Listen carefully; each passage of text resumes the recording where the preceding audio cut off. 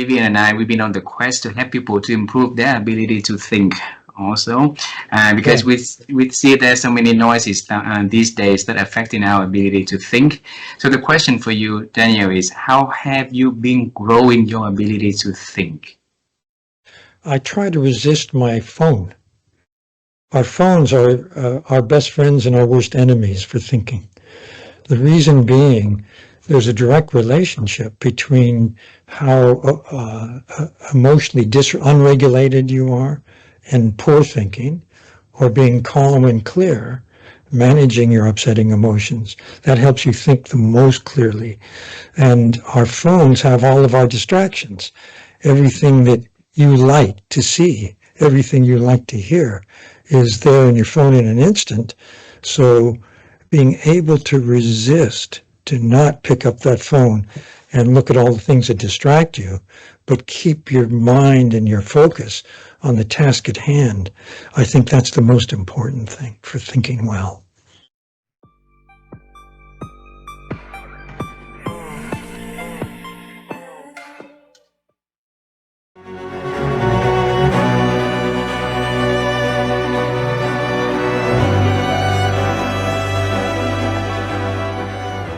How have you been growing your ability to think over the years? Oh, it's perpetual.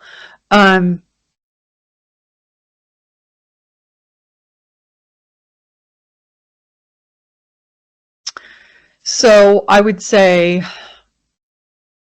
first of all, I've been developing it because I have this deep need inside of me to make progress. I think we're wired to grow, that growth is our default setting. So there's that piece of me that, but I think that's inside of everyone. So some of the practical things that I do that are improving my ability to think, to remove cognitive distortions that get in my way, is I read lots and lots of books. Like you, I have a podcast, so I get to interview lots and lots of people and learn. I have the opportunity and privilege because of what I do, whether it's through coaching or workshops or facilitation, to be able to say, how am I going to help this person make progress, and think about what does that look like and how do I contextualize that. So in service of other people, I'm continually thinking how to help other people make progress. I do therapy. I do coaching. I am a person of deep faith, so I believe and rely on God to help me make progress. So I'm continually, always in search of how can I be better tomorrow than I was today. I journal. I reflect. There's just so much. I don't even know where to start, because there's just so much. Like, I'm in perpetual place of how can I think better and then be better and do better and just make progress.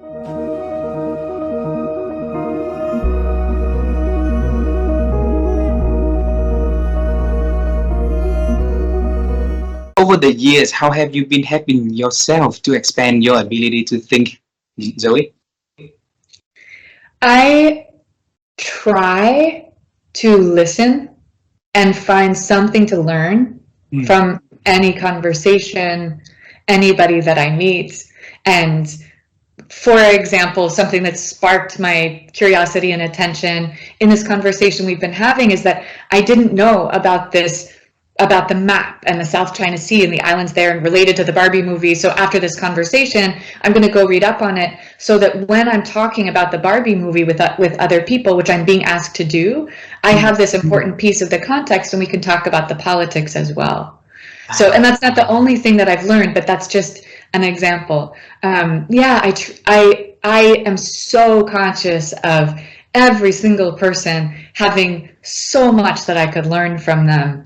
And I'm just looking for those opportunities. So thank you for that. I don't know how to answer to that. So I have two last questions before we end this conversation. All right. And we've been talking about the past, your present. It's not fair we don't talk about the future a little bit. So let's travel to the future. Is there anything that you are working on and that is exciting? You want to share with me and the audience so we can celebrate with you in advance? Oh, thank you.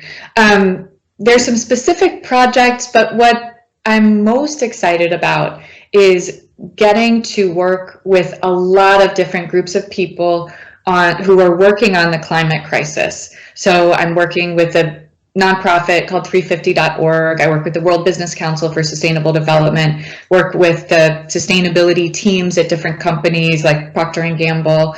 And what I'm passionate about doing is helping people, especially frame their messages, frame their communication in a compelling way. And I shared about how I, for example, reframed imposter syndrome so that now I'm able to go through it. And I believe that for leaders, studying and practicing framing is the biggest ROI on anything we can do, because it's actually so easy. I shouldn't say it's easy. It's so simple. And when executed, it can take very little time. So you don't have to change your whole logistics. But framing communication is a simple thing we can do. And this is one of the main things that I believe is going to help us shift the direction of the climate so that we can cool our planet off again. And I believe that all of us who are trying to have a good influence can think about, as soon as we have our own needs taken care of, what are the biggest problems in the world? And those biggest problems need so many of us working on them, and we could use our influence skills to bring people together and do those projects. Thanks for doing that, Zoe.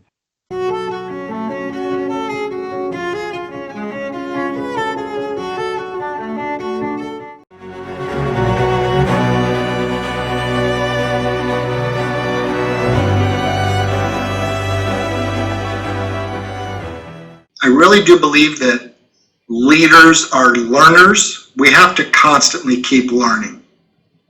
So continuing to read, not just books, but articles online, learning from other thought leaders in the field, learning what their perspectives are on trust or leadership, different topics.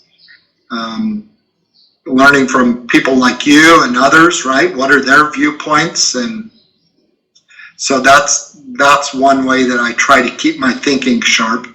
Another is that for a number of years, I have a group of men that I'm involved with. It's called the San Diego Leadership Forum.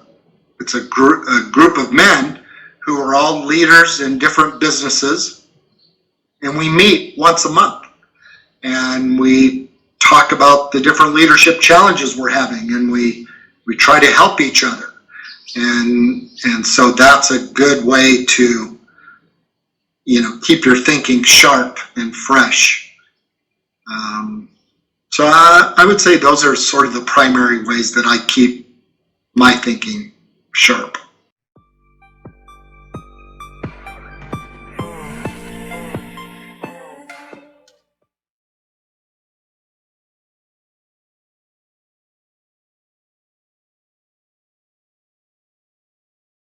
I hope I can help with this. That's a very interesting question.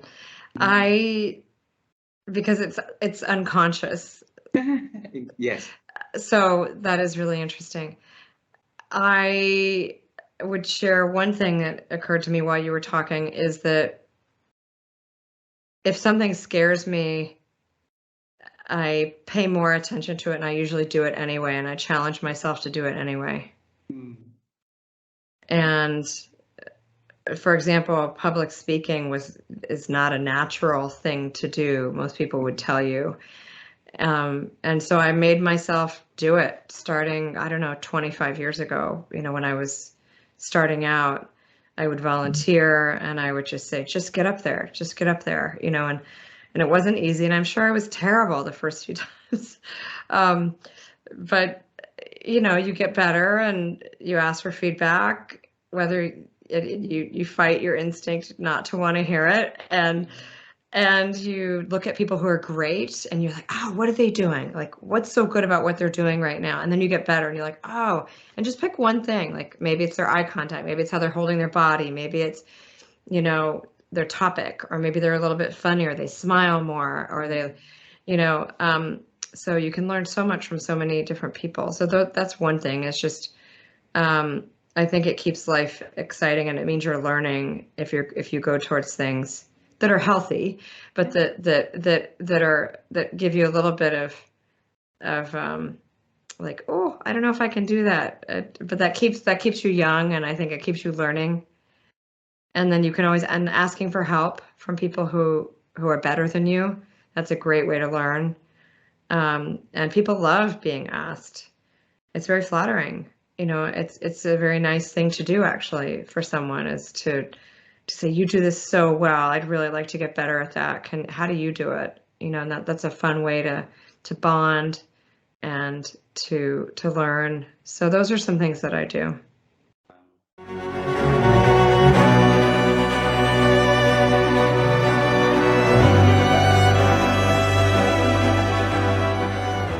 Thomas, over the years, how have you been sharpening and expanding your ability to think that you can share with us so that we can learn from the expert like you? Well, I mean, I think the the first thing is that learning and thinking to me belong together, right?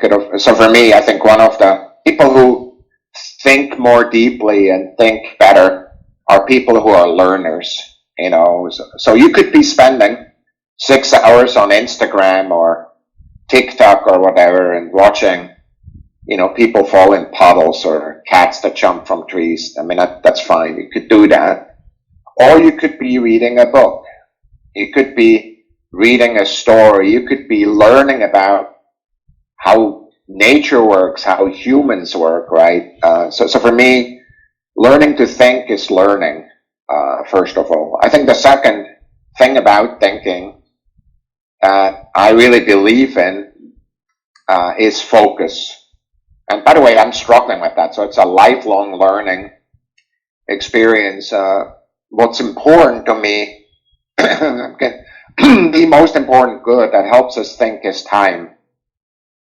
And for me, the question is, on your schedule, where's your thinking time? You know, just look at your schedule. Tell me when you're thinking.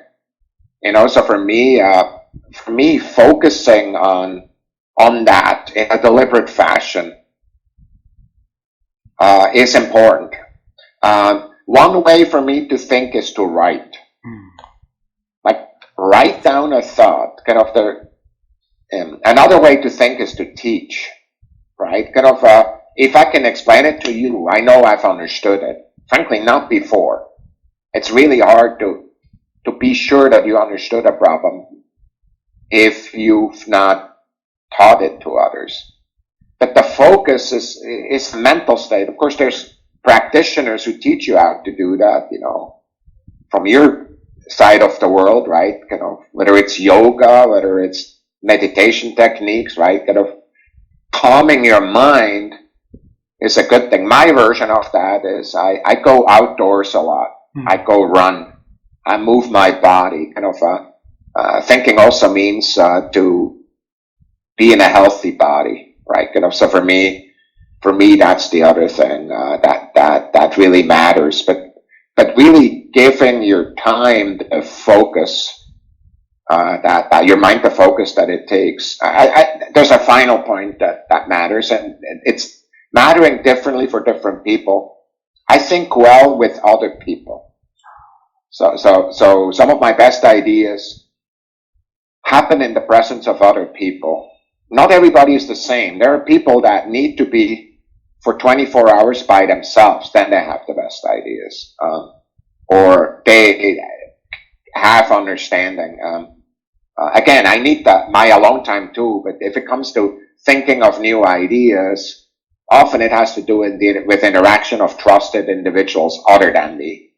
Also people who think differently than me. So that's another element of it. I mean, so those are kind of the pieces. I just, kind of the rule that I really always say, kind of whether it's about thinking or about other things, show me your calendar and I'll tell you what's important to you.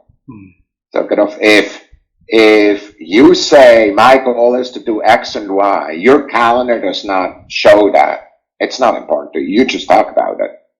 And so if your goal is to improve your thinking and your knowledge, show it when you do that in your life.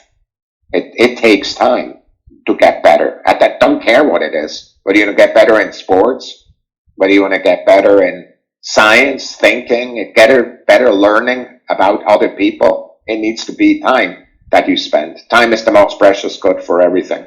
Wow, wow.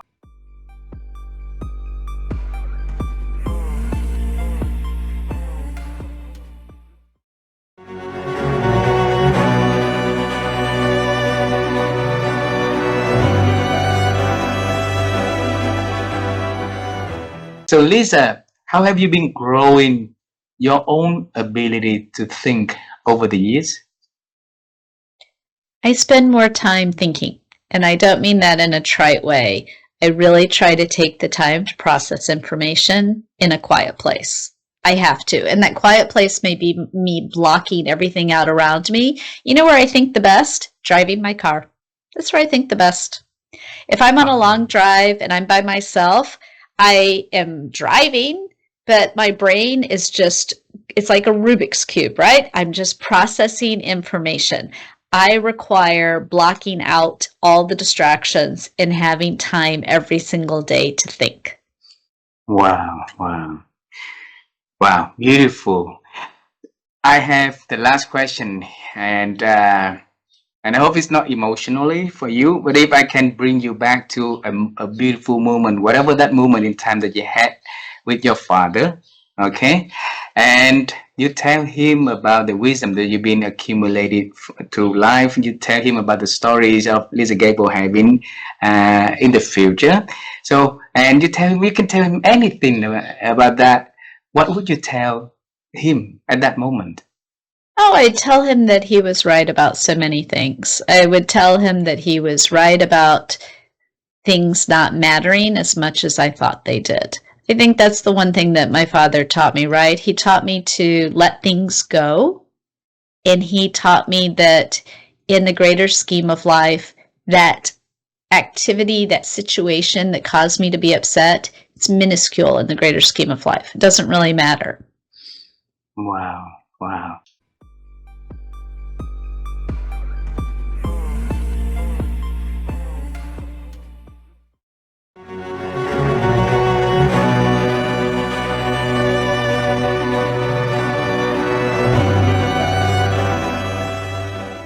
We talk to the great leaders and great people like you, and we ask the question like, how have you been helping yourself to expand thinking? For me, I've always, as I mentioned earlier, it's through people. People help me expand my thinking. And by the way, and so does AI. I just treat AI like a person. And so I ask it questions and I have conversations with it. You know, I can have an hour-long conversation with AI about a topic that I learned from. And I will also do that with a person. I recently was at this camp and I met the gentleman who was the co-founder of Instagram. And I just, got into a deep conversation with him about a number of things, and I learned so much. So to me, my opportunity for learning and thinking is through people and AI now. Wow, wow. But you got to be curious. You've got to ask good questions. Wow.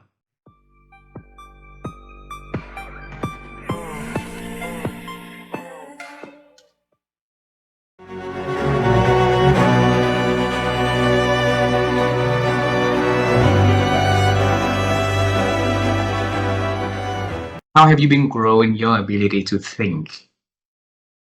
Oh goodness! So, I was mentioning health and fitness. I did some yoga this morning, and I like doing yoga. This particular teacher I watch on YouTube, he's always coming up with philosophies of life, and today it was about harmony in nature, and the poses that we were doing made me think a little bit differently as I'm going through my breathing and my discomfort.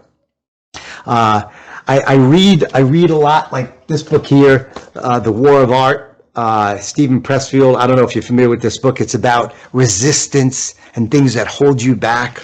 I built a relationship with Stephen Pressfield. He's an amazing author. And I had lunch with him in Arizona. As a matter of fact, I could probably say, I could show a photo of me and Steve here. Actually, and Waldo, he's from California. And let me share with you here. Oh, here we are. Just want to show it to you here. So here's Stephen Pressfield, right there, right? Yep. Yes. So you see him on the screen. And so he's the author of this book. He's an amazing, amazing author. But I was introduced to him through my friend Victoria Labam, another Hall of Fame speaker who's friends with him. And I have a great relationship with her. And she wound up connecting me with Stephen Pressfield. The way you think differently is being exposed to different people, to different books, to different disciplines, yoga, transcendental meditation. I watch different shows. I get coaching from different types of speaker coaches who are very, very different from me. And so, we may have a palette of colors in our lives, 5 or 10 palettes or tools for that matter on solving problems. When you read a book, watch a podcast, build a new relationship, gain perspective from somebody in another culture like you in Vietnam, now you're exposing yourselves to different tools, different colors, and it allows you to solve more problems with tools and create more palettes or more canvases of beauty with all these different colors. Mm-hmm. And that's why I love meeting people. That's why I love traveling, because once again, we were complete strangers before this phone call, but now we have a relationship and you're going to share things with me about life and growth. Hopefully I could share with you, and that's how we grow. And that's how, in my life, I've learned to think differently. But the bottom line is this, and every one of you watching this or listening to this, there's no better teacher than ourselves. There's no better teacher than going through the grit and gristle of life to learn when we're getting shot at, overcoming our fears and anxieties and thinking differently and asking for our maker, our creator, to give us hope and guidance as well, whatever you believe in. The biggest tool and teacher of life is ourselves. And so listen to your heart and listen to your pains and the gifts of life. Listen to what's going on inside. And many times those answers and perspectives will come to you from the universe. And it may even show up with a new friend on a Zoom call. Wow.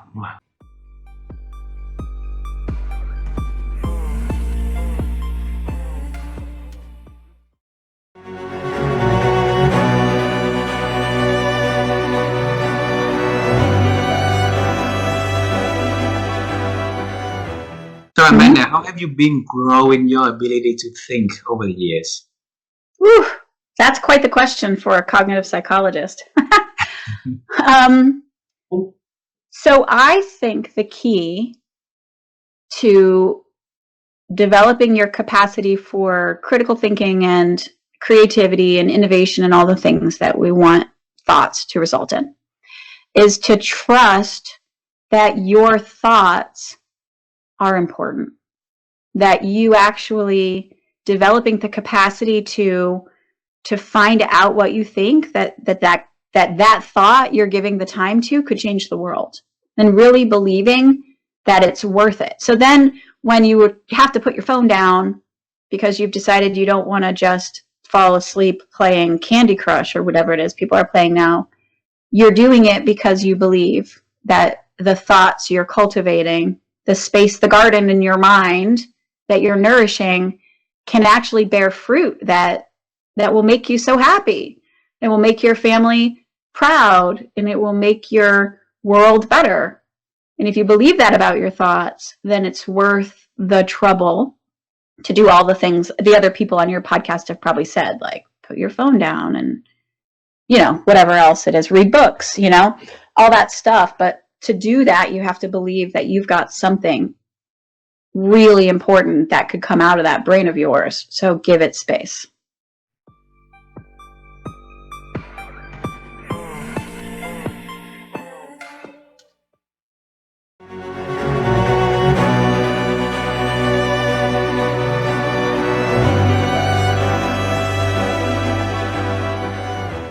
So, how have you been growing Okay. your ability to think over the years?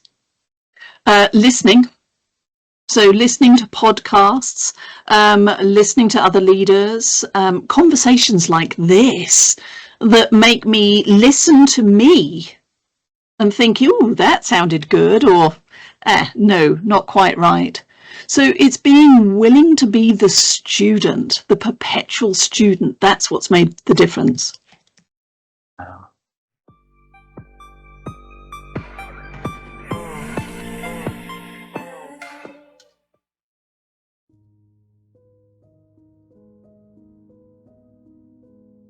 First of all, I don't think it's all about doing.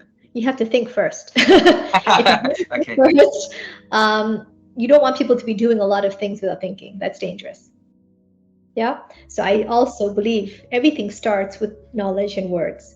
You understand, you make meaning of concepts, and you have to think about it and process it before you can apply things and do them. So there is a process, to transformation. You start with your mind, right? And our minds are extremely powerful, and the processing of that is so important. So I'm always learning new things. So I think, and I'm always challenging things. So when I listen to things that people tell me, I constantly criticize, or not criticize what they're saying, but I critique it. I critique, is this true? Is that your opinion? Is that fact? And then I will research to find out if what they're saying is validated by other information. So I'm constantly critically analyzing the barrage of information that we're getting every single day. Fake news. I don't take all the news of what people say as fact. Absolutely not. In fact, I assume it's probably biased. All the things that are happening in politics in the world, I assume that the truth is somewhere in between the extreme left, the extreme right view, and both are sharing, like they're looking at the elephant from their perspective, but they don't see the full elephant, So I really strive to look to see as many perspectives as I can to see the elephant. And I think none of us can see the full elephant, right? From all perspectives, right? Because some of us are seeing it from the back and we only see the tail. Some of us see from the front and only see the trunk. And both are not wrong, because from their perspective, there's a trunk and a tail. So I think the idea and knowledge and thinking, critical thinking, is such an important part in perspectives. So I travel around the world so I can understand different perspectives. I've been to North Korea, and I'm criticized for going to North Korea. And they say, why do you go there? I say, because I want to understand how they see the world and their perspective. I want to think critically about, before I make decisions, I want to understand, are you seeing the tail or the trunk? Because I can assert that my view is correct, and I can argue that it's a trunk. If I don't even realize or have the wisdom to realize that you're standing in the back and you see the tail, then it's foolishness. Yeah. So that's why I spent a lot of time thinking. I don't give strong points of view to assert that it's the trunk, because that's unwise. So I will try to understand different points of view. I constantly look at views, and I'm challenging my thinking all the time. I'll give one crazy story of what I've done, and I do encourage everyone watching this to do it. I'm American, and the American politics is probably another K-drama series, because it's so dramatic and emotional, up and down. And I spent time on the KKK website. Do you know the KKK? Yep. So the KKK is a Ku Klux Klan, and they are a white supremacist group in the U.S. People might wonder, why am I going to the KKK website? Because I want to understand. I want to understand their point of view and their perspectives of why they feel so strongly about what they feel. And I think in society, if we were to stop and pause to think, not just from our head, but also from our hearts. Mm. What is it that connects us and what is it that separates us? I think that process of critical thinking is extremely important for humanity and for human flourishing, actually, going back to the main topic. Yeah. And so I spend time being uncomfortable. It makes me very uncomfortable to read certain articles. It makes me very uncomfortable to watch certain videos, but I force myself to watch them so that I can understand perspective and then I can critique it. What is it about what they said that I agree with? What is it that I don't agree with? Why do I disagree with that? And then I form my own points of view.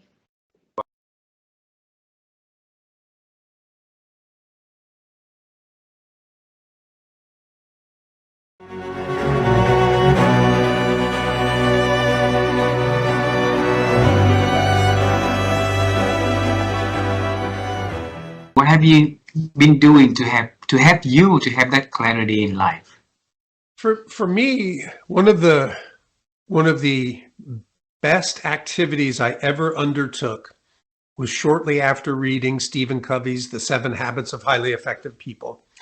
I took one step that has impacted my life ever since, and that was in his chapter, Begin with the End in Mind, he talked about writing a personal mission statement. He said, you know, companies have mission statements, they're North Star to guide them, but most people never have anything like that. They just live paycheck to paycheck or vacation to vacation. So I sat down, and that was more than 30 years ago, and I wrote the personal mission statement. And then I would have it pop up on a task every day, Monday through Friday at work, one section of it to read. Now, every morning, as soon as I get up and I go downstairs, I have it on an app that I can listen to. And I think that just listening to it or reading it almost every single day for more than 30 years, it just seeps into your soul. And for me, the opening statement is that when I die, my goal is I want to hear God say, well done. Well done, good and faithful servant. You were faithful with a few things. I'm going to put you in charge of many things. Enter into the joy of your master. And I don't do that in I'm working my way to heaven or I'm earning anything. No, I just want to be pleasing to God like I would want to be pleasing to my wife or to my daughter. I don't have to earn anything from any of them, and I don't have to earn anything from God. But in gratitude to how he's changed my life, I want to be pleasing to him. So that opening statement, and then I go in and I talk about my faith, family, personal well-being, career. But that is like my North Star. Bring you back to that morning 30 years ago when you wrote that personal statement, because that's very important for people to be able to have their own personal statement also in their lives, right, Brian? Help us to share back, what did you do on that morning for you to come up with that personal statement yourself? You're testing my memory. 30 years ago, I don't know that I remember the exact things, but I do know this, that my wife and I, we were going through marital issues. Everybody, you know, if you stay together long enough, you're going to have issues that you're dealing with. And we were dealing with some really significant issues. And so reading that book, I was trying to, you know, get some stability, I guess. And as I read that about the mission statement, it made sense. And I was convicted that, you know, I was one of those people, you know, kind of living day to day, trying to be a good person, trying to do, you know, right things, but didn't have something that I was working toward. And so I thought, you know, if I can come close to being the person that I lay out here, that will not only benefit me, it will benefit my wife and our relationship. And then eventually our daughter came along and it's had benefit for her as well. So I think that's really what the catalyst was, you know, there were just some hard issues going on. And I felt like this could probably help me in dealing with those.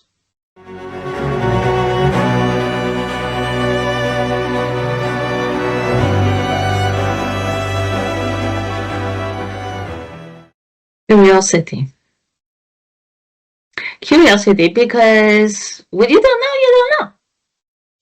And when you don't know, may seriously open up new horizons for your thinking. it was several years ago. I was talking to Dan, president of ICF, and we were just reminiscing. Are people, especially now we have the same conversation, right? Is that, are people really that different? And we came to the conclusion that no, we're more similar than we're different. We just don't see it. We just don't see it because we are not looking through that lens of being curious and being appreciative of differences. Differences is what makes the life interesting. So so for me, and coaching is evolving dramatically. When I first started, we didn't have internal coaching, we didn't have team coaching, we didn't have coaching cultures, we didn't have any of it.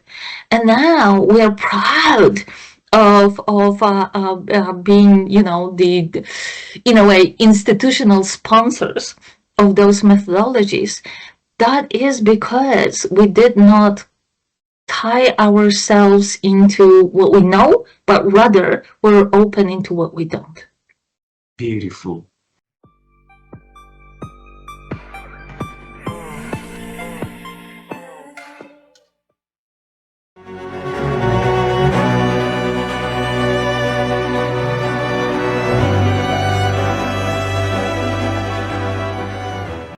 Over the years, how have you been growing your ability to think? Well, again, I'm going to give you one practical way to do it. Yes. So this is what we call our own the ugly model. And I know you've read Courageous Cultures, and it comes from that. And it's 4 strategic questions. And we use this with teams all over the world. So take a business challenge that you have and ask these 4 questions to help reframe the problem. What are we underestimating? Like, what are we underestimating that's good about this situation? What are we underestimating that's bad? Maybe our competitors are further ahead than we think. We might be underestimating that. We might be underestimating how skilled our employees are to rise to the occasion. What's got to go? What do we need to stop doing in order to make this happen? Where are we losing? Where are we losing to the competition? One of the things I'm spending a lot of time with executive teams right now is to look at how they look at data, looking at trends of data. What is this data saying, right? So what is the data? Where does the data tell us we're losing? And then most importantly, and in chapter 6 of Courageous Cultures, we talk about this, where are we missing the yes? And where there's a completely different way to reframe this problem. And so this is part of our idea incubator process, which is part of our critical thinking, how we teach critical thinking in organizations. So, for example, right when we get back from Vietnam, I'm going to work with a very senior team at Honeywell Aerospace. And if you're watching the news, they are in a very exciting transition, and there's been some things that are happening. They're in a period of exciting new growth. And so one of the things that we're going to do is talk about, given the future that they want, and we're going to ask those 4 questions, right? And really have a deep conversation around that. So I think that's, for me, it's always about, you need to think about this more deeply. It's too broad. Give people some tactical, practical tools and techniques to do it well. Beautiful.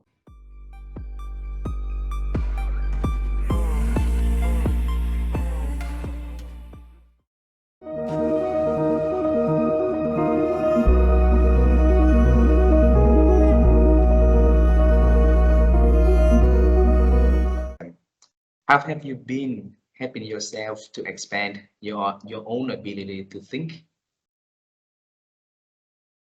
So in creating our new cohort-based course, which is called A Better Way to Grieve, I have been talking to lots of bereaved people.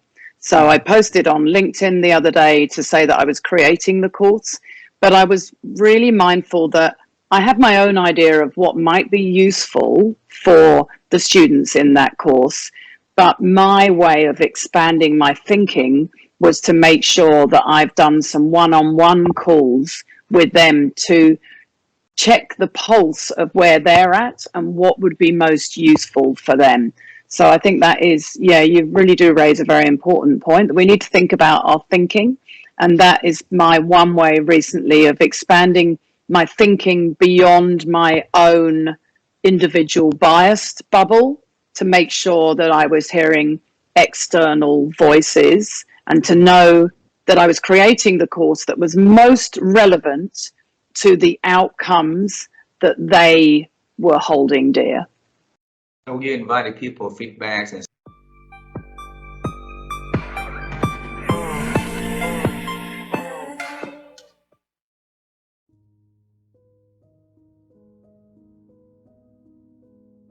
Well, I think in every one of those moments for me, I can now look back, perhaps through my wisdom gear, and see all of the little things I was doing every day to prepare for that moment.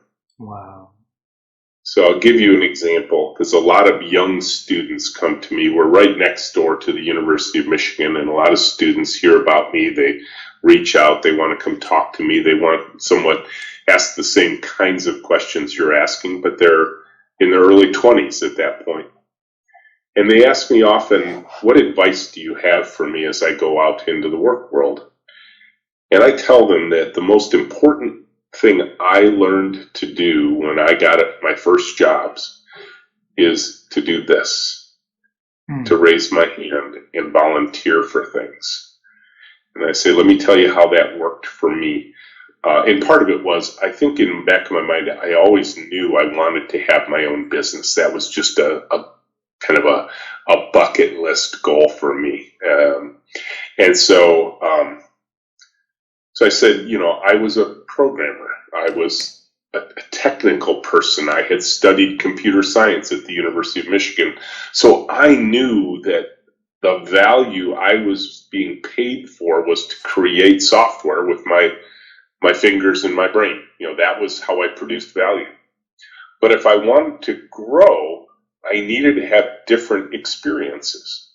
It couldn't just be technical experiences. So when the salesperson came into the room of engineers and said, hey, I'm going on a customer visit.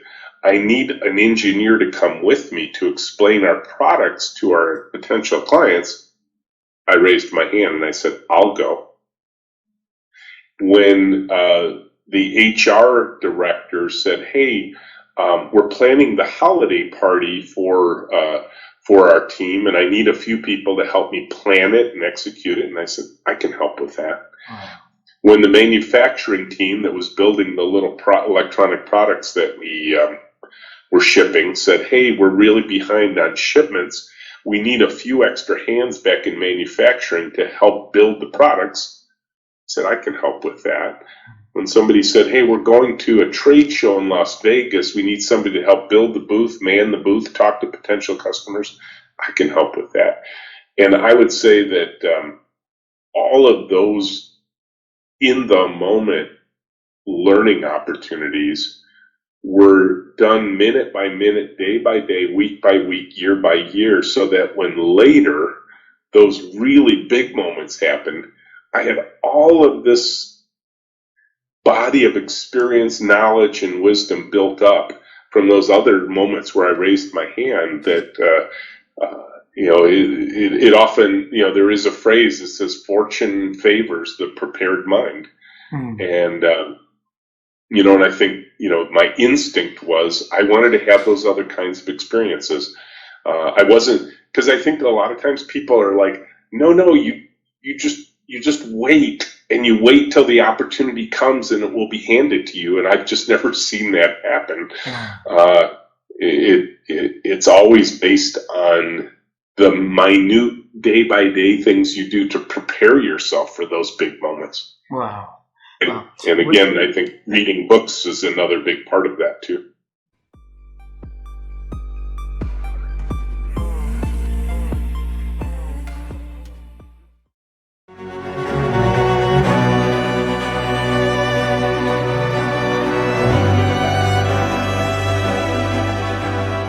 How have you been growing your ability to think over the years?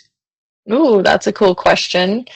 I think what I'm trying to do more now is to expose myself to ideas I don't like And I noticed over the last, 10 years, we're humans. We're very vulnerable to confirmation bias. We like things that tell us we're right and we're smart and that confirm that we were telling ourselves the right story. And it's a huge bias.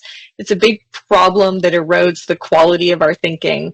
So I'm working very hard to try and expose myself to ideas that I disagree with, to listen to podcasts of people who I disagree with and sit in it and ask myself, okay, but what is true about what they're saying? And I find it physically uncomfortable to do it, but I know it's making my thinking better, more robust, stronger. And it's wonderful when I find there's a podcast, the Ezra Klein podcast, and I find it's the best source for me of listening to people. He's very careful to curate guests who he just wrote a book, and to his credit, just had 2 people on his podcast to talk about all the things they don't like about his book and all the arguments they disagree with. What a courageous thinker to publish a book, and within a month of publishing a book, bring on people to tell your whole audience why you're wrong. So I'm really attracted to people who think like that, and I'm trying to be more like that, although it's baby steps for me because I find it very, very uncomfortable, but I'm working on it. Wow.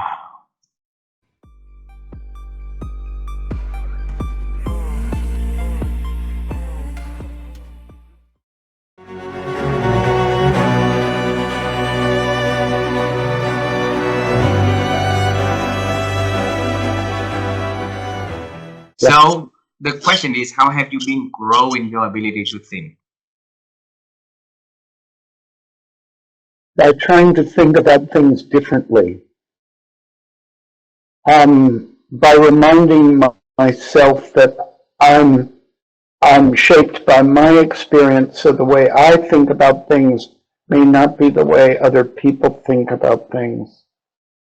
The way I think I've shaped that is to expose myself to other parts of the world, other cultures, and try to imagine why people believe as they do, or how they're shaped by experiences that I haven't had.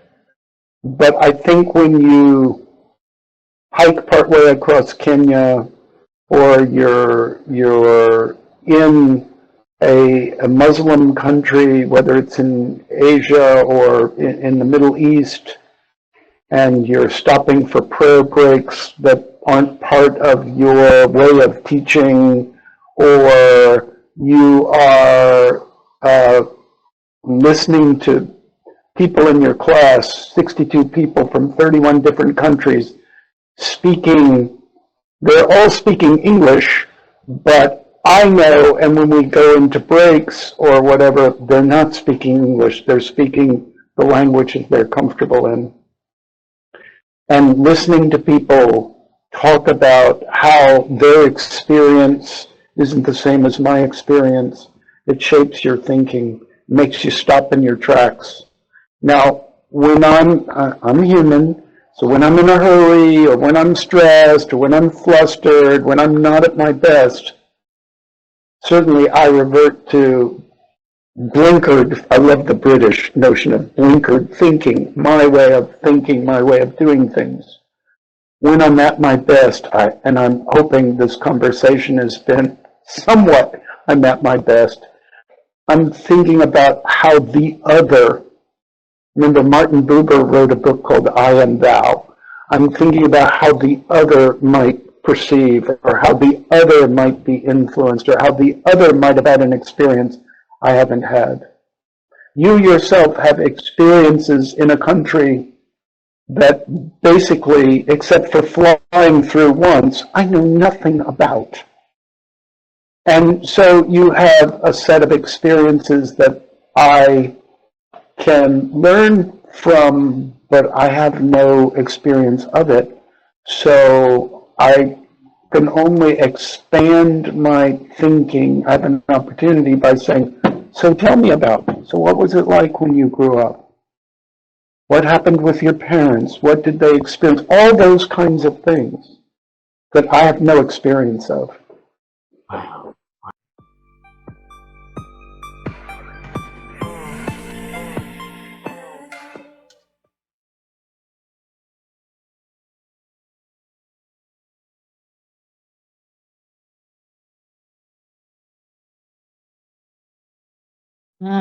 What an interesting question.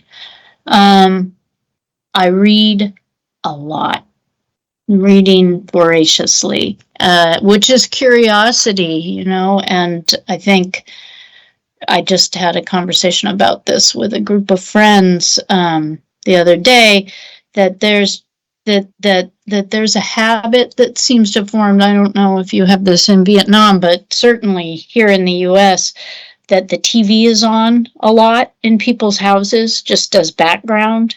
And I understand it sort of in terms of somebody wanting to kind of be kept company and not be alone, or I'm not sure the motivation. But I think that if you've got this sound, it's not allowing your mind to wander very easily. And it's very likely that you're not going to pick up a book when you have all this sound around you. And so I generally, you know, I have a TV, but I never have it on unless I'm sitting down to watch something very specific. So I think I mean, no judgment about television watching. There's amazing content now all over the world in terms of things to watch. But giving yourself the time to let your mind wander requires quiet or maybe music, but you know, something that allows you to be thinking without having a very focused center of attention, where it's much more diffuse and having a lot of things around the house to read.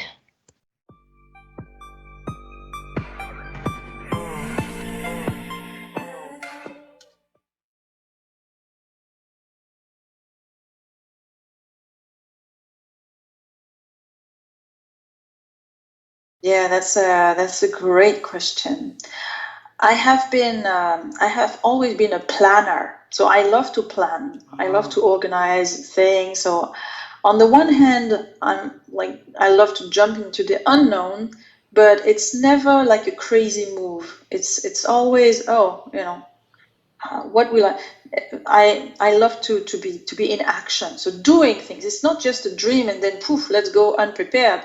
No, I educate myself. I learn, you know, for example, the language. I try to find connections, a place to stay.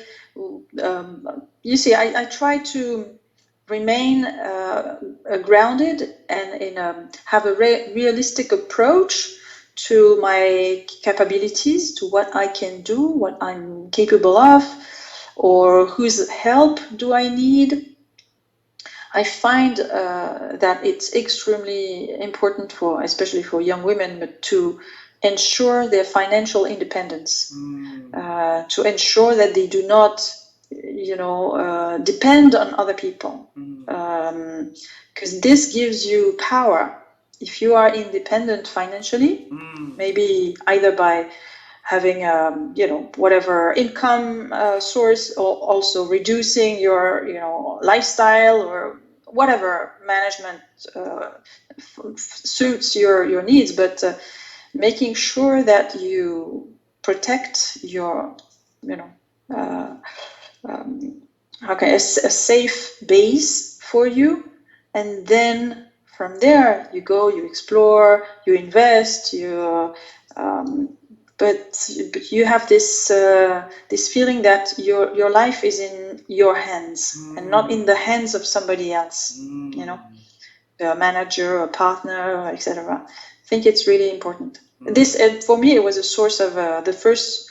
I mean, of course, the first source of safety is the feeling of being loved by my family, my parents, my sisters, etc. But then it's also this independence, financial independence, which is really important for me.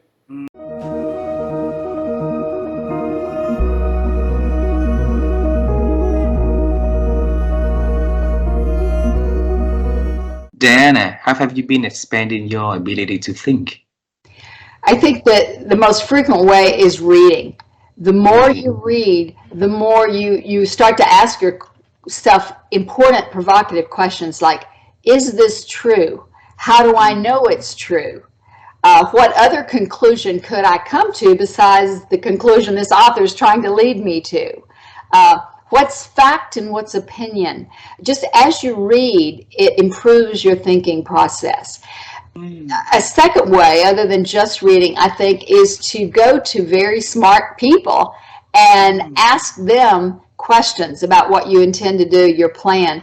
I wrote a blog once on thinking, how to think better, and one of the points in that was to pretend that you have a board of directors.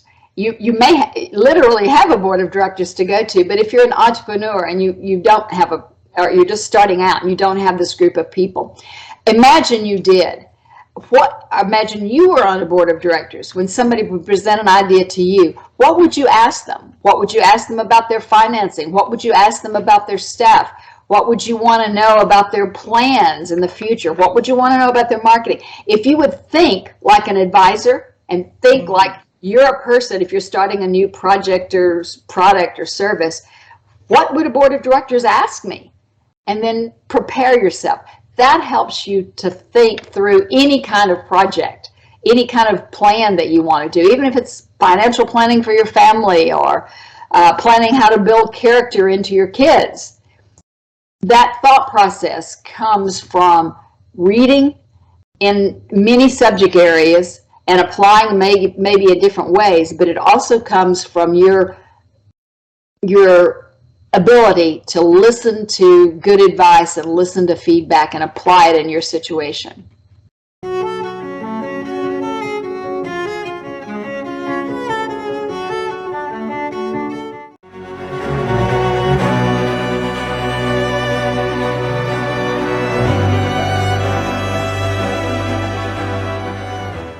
How have you been growing your ability to think so beautifully like this? That's a good question. I think I think it's an ongoing challenge. It's presents itself in different ways in the different roles that I've done, but it's always, if we think about the quadrants of important and non-important, urgent and non-urgent, and ideally we would be spending our times only on the important things. But so often we are confronted with something that is appearing as urgent, but it's not that critical, deep, important work. And so it's always a balance of that tension, and it's always coming back to that. How can I reset, and how do I kind of triage my work so that I am giving tending and care to that non-urgent and important work? And of course, urgent, important always gets prioritized. But when something isn't a phone call or an email in the inbox or something else that's presenting, maybe it's a conversation from a member of the community who grabs me in the grocery store and wants to share their feelings about some direction or decision the city has made. It's important to listen. Everyone wants to be seen and heard, and we endeavor to honor that at all times. But also, how do we do the most good for the most people? And that is always going back to, am I being intentional about doing what's most important? And it's a constant rebalancing and management of that. So, and part of that is participating in conversations like this. It's listening to the TED Talks. It's being on that continuous learning journey to understand how are other people doing this work too, right? I love listening to podcasts.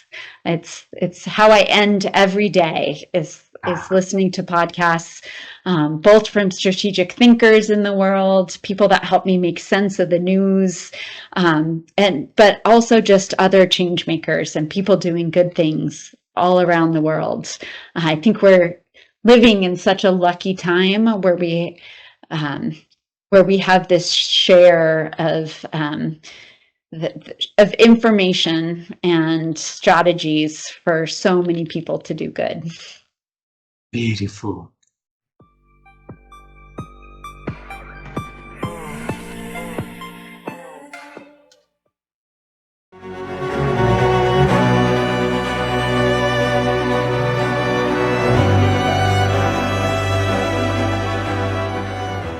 How do you define wisdom in your life?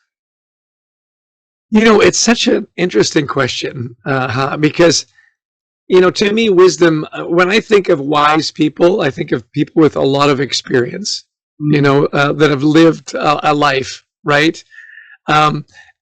Sometimes we'll say, oh, that young person is wise beyond their years, you know, and so you've got people that really are deep thinkers at an early age. For me, wisdom is all about sharing experience. And a life well lived, right? I think wisdom is the culmination of your life's journey. You know, what were some of the experiences that shaped your life, that shaped who you are and the community that you serve? You know, you and I are both great fans of Marshall Goldsmith, right? Yes. And whenever I talk to Marshall, his life experience and the way that he is able to share what he's learned, to me, that's wisdom, right? It's not just knowing a lot of stuff, it's sharing that experience. How do you take that knowledge and that wisdom and share it with the people around you? And no one does it better than Marshall, you know? And I will tell you that the reason that I said yes to your email is because Marshall taught me that when people ask for help, or they ask you to endorse a book, or they ask you for your opinion, there's only one answer, and the answer is always yes. Wow. Now, I wasn't always that way. You know, I think a lot of people think that wisdom is acquiring a lot of knowledge and keeping it to yourself for your advantage, right? I know stuff you don't know, and that gives me the upper hand, right? I think true wisdom is gaining a lot of great knowledge and then making sure that you share it with people that need it and ask for it. So, you know, I was so touched that you thanked me for responding to your email. I'm thinking you should thank Marshall because he's the one that taught me to say yes to all those things. Isn't that interesting how wisdom cascades, you know, wisdom ripples. Wow. And it was from Marshall to me to you. Yeah. And just because of that kind gesture that you did to us, it's really hard for my wife and I to ever say no to anyone that asks us for help. And this one also, and you know, so every time that someone asks us for help, and even if we are busy with something, we're trying to delay to saying yes at a later time, but we're always trying to do it as much as we could do. And Vivian always told me it's all because of Chester. And well, and see, that's how wisdom gets transferred, right? Yeah. It's from person to person to person, those acts of kindness. You know, I am such a fan of random acts of kindness. You know, it costs you nothing to be kind. It costs you nothing to hold the door or help somebody with their packages or, you know, give them a kind word or a pat on the back. It was interesting. Just last night, my wife and I were at the grocery store and we were buying various and sundry things, you know, for the next few days. And the woman at the checkout was just delightful. You know, and often, you know, jobs like that, they're hourly jobs and they kind of survive the day, get the paycheck, go home. She was so engaging. She was so friendly and so lovely that we have a tradition in our family. Let's see if I can find one that makes sense here. We have these little gratitude stones that I carry with me. And she was so wonderful. I said, hey, I've got a little gift for you. It's a good luck gratitude stone. And she goes, oh, really, for me? And I said, yeah, you know, it's a stone because a stone in the pond makes the water ripple. just like your wonderful smile and your wonderful positivity. So I hope it brings you good luck. And she goes, oh my gosh, I will carry this with me everywhere. You know? And I thought, I buy these by the hundreds, by the way. And, you know, they cost $1 or whatever. It took 20 seconds to have that conversation and to then see her smile and put that stone on her register and to know that she'll carry it with her. Why not? You know, why wouldn't you? And Wow. I love just little random acts of kindness. And my wife said, well, you made her day. And I said, you know, I know you, my wife knows this. I set a goal to uplift a stranger every day. Beautiful. So somebody I come across, can I do something kind for them? Can I give them a kind word? Can I give them a little gratitude stone? And you know this because you do this. Not only does it make their day happy, it makes your day happy. I mean, you always feel good. When you say yes to those people, you and your wife, of course it lifts them up. It also lifts you up, doesn't it? I mean, you feel great about being of service and helping somebody.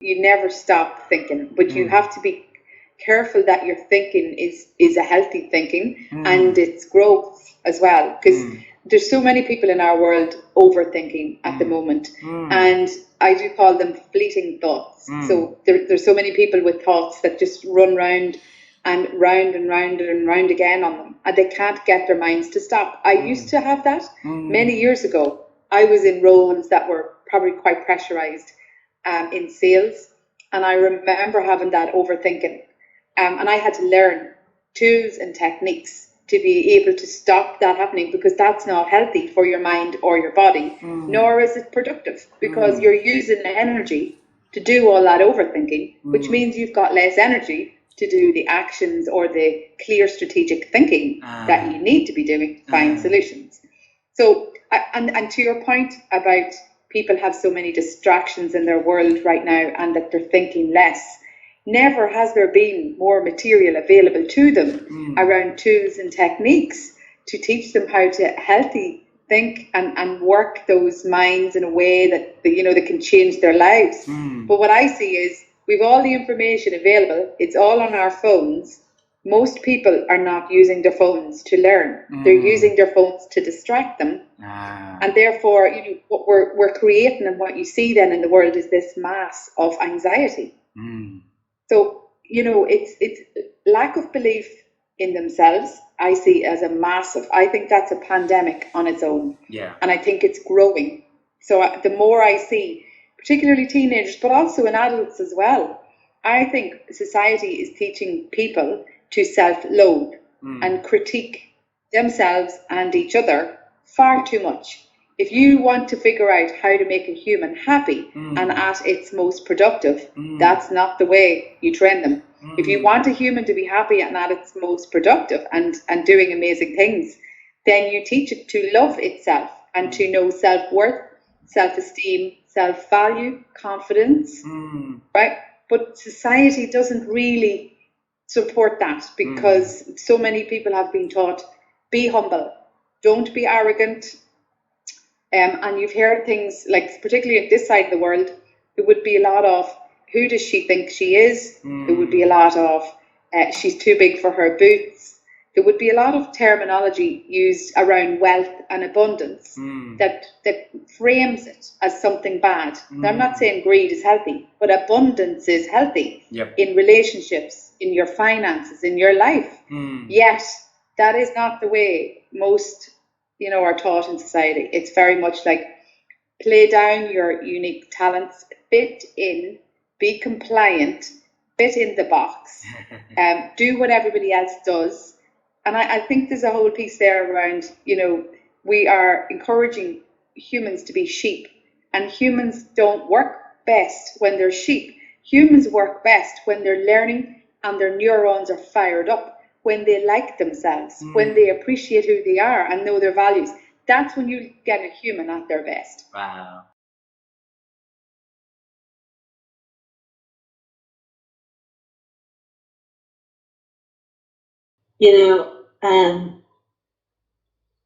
It's first giving myself my moment of quiet and scheduling it, because it is hard, with the busyness of our life. But process my thinking, I first think about, okay, what did I have planned? What was in my plan? And what did I actually do? From that. But I look at that first to give myself a sense and a real honest look of, am I getting closer to what I want to achieve? And then I look beyond me and to think and say, what am I seeing in others, or seeing in the organization I'm in or the organizations I support, that I need to be adjusting, what I need to do, the services I offer, how I guide others.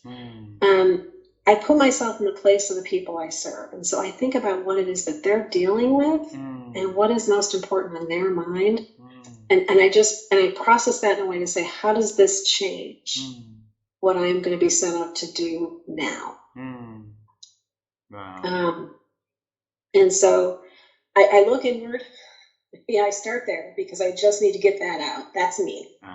I just, like I said, what did I set out to do, and how did I get, how I progress in that way? But then I focus on the people I serve. What are they set out to do? And how am I helping them achieve it? Am I focused on the right things? So there's the two components, is the way I process inward, outward thinking, to then give me the sense of, I then go back to what I envision for myself. I'll look at strategy, I'll look at plans, certainly, but am I doing what is in the interest of what I envision?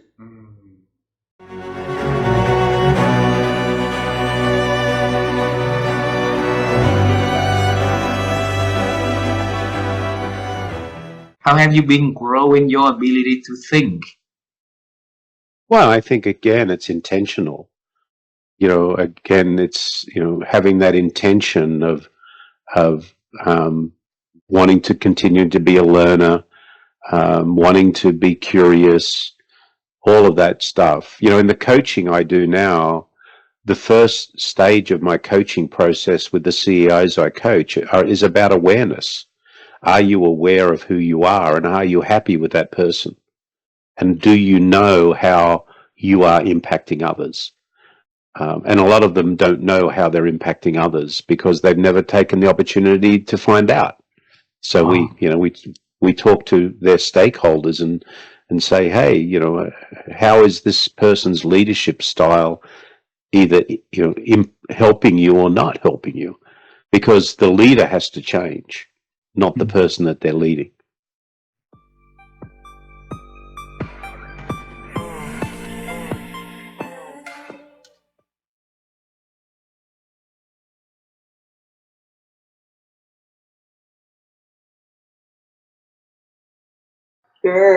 Sure. So I consume so much audio content. And this is my process. So I read a physical book most mornings. I have a routine in the morning where I am always working my way through some typically nonfiction. I read fiction on vacation and trips and travel, and I read nonfiction for personal development when I just during the regular work week. And so I will be reading a book at any given point in time. I'm not really a read 5 books at one time kind of person. I do one at a time, just go straight through, assuming I like it and I finish it. So I do a book at a time that way. And then I have a 1-hour walk every day. So because I sit and teach and stand and teach so much, I do a lot of sitting, and in order to stay healthy and to have good habits coming out of COVID, I realized I've got to get out of the house and really take care of my body so that my body and my mind are well and last a long time. So I have an hour walk every morning, and not every morning. Sometimes I have quiet white space and I just let my mind wander. But a lot of times I use that to listen to videos and podcasts. And this is what happens to me every time I listen to a video or podcast. I'm not exaggerating. Every time I'm like 80% listening to what the speaker is saying as I'm walking. And then 20% of my mind is trying to apply what they're saying. So an example might be, if it's a marketing podcast, they're talking about launching a digital course.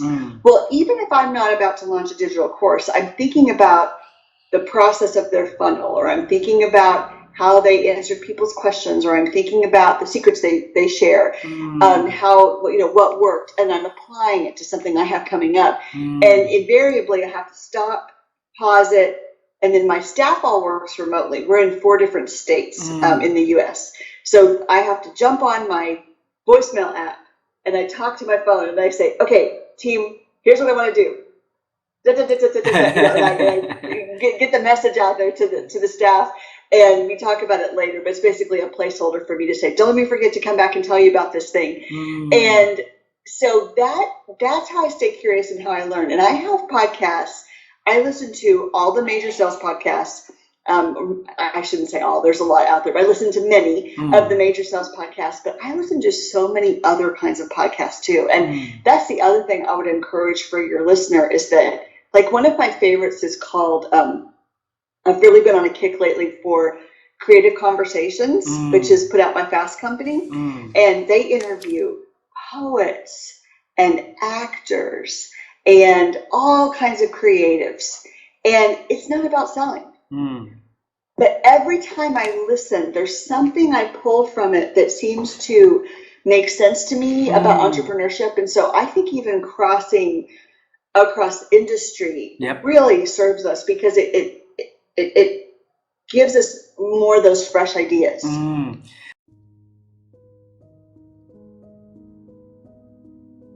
How have you been growing your ability to think and expand it? Well, thank you for thinking that I think. We'll just start with that. I think for me, and this is just for me, curiosity has been one of the best attributes that I've found that I can develop in my life. Not just taking at face value what's presented to me. How did you come to that conclusion? What's the evidence that actually supports what you're saying here? And in today's politically charged environment where you've got fake news going, I mean, you've got all this stuff that whatever people are trumpeting out there. Where's the validation? Critical thinking. I think critical thinking, it's not taught in schools anymore. It used to be taught, in my experience. I mean, certainly when I was going to school, I had to actually show my work, if you will. How'd you come up with that answer? Show your work. So there was evidence-based questions that were part of my upbringing. I mean, starting with my parents. How did you come to that conclusion? You're upset about something. Why do you think that's what it is? And that would stop me. I was going, because it's not an answer. What's the evidence you're using to support your upset? Oh, I don't have any. I'm just upset. Okay, well then let's back up the truck and start all over again. So the idea of critical thinking, just being curious. What's the source? And this goes. I think honestly, it goes hand in hand with emotional intelligence. Self-awareness is the foundation of emotional intelligence, and this idea of awareness. What's the source of my emotional experience today? What's the source of this behavior that I feel compelled to do? What's the source of it? I mean, just that question, what's the source of this? It gives me pause. Viktor Frankl, yes, talked about between stimulus and reaction, there's a space. In that space, if you curate it well, you can make a different choice. In that space, you have to think before you behave, before you act. In that space, think. And then you'll know what to do next. Beautiful, beautiful. And if people can have that space for a little longer, for them to think, you see how beautiful the world would be, right? Would become, yes. Absolutely. Yeah. I promised my wife to ask the last question. It's going to be a bizarre question, in case it's not related to this conversation at all. But if you had a chance to travel time and to meet you at the age of 18, all right? And you have a message to talk to your own self at 18 years old. Okay. So what would this 75 years old Blaine talk to the 18 years old Blaine? What message? Take more risks. Take more risks. Yeah, take more risks. Yeah, take action faster. Those two things. Take action faster and take more risks.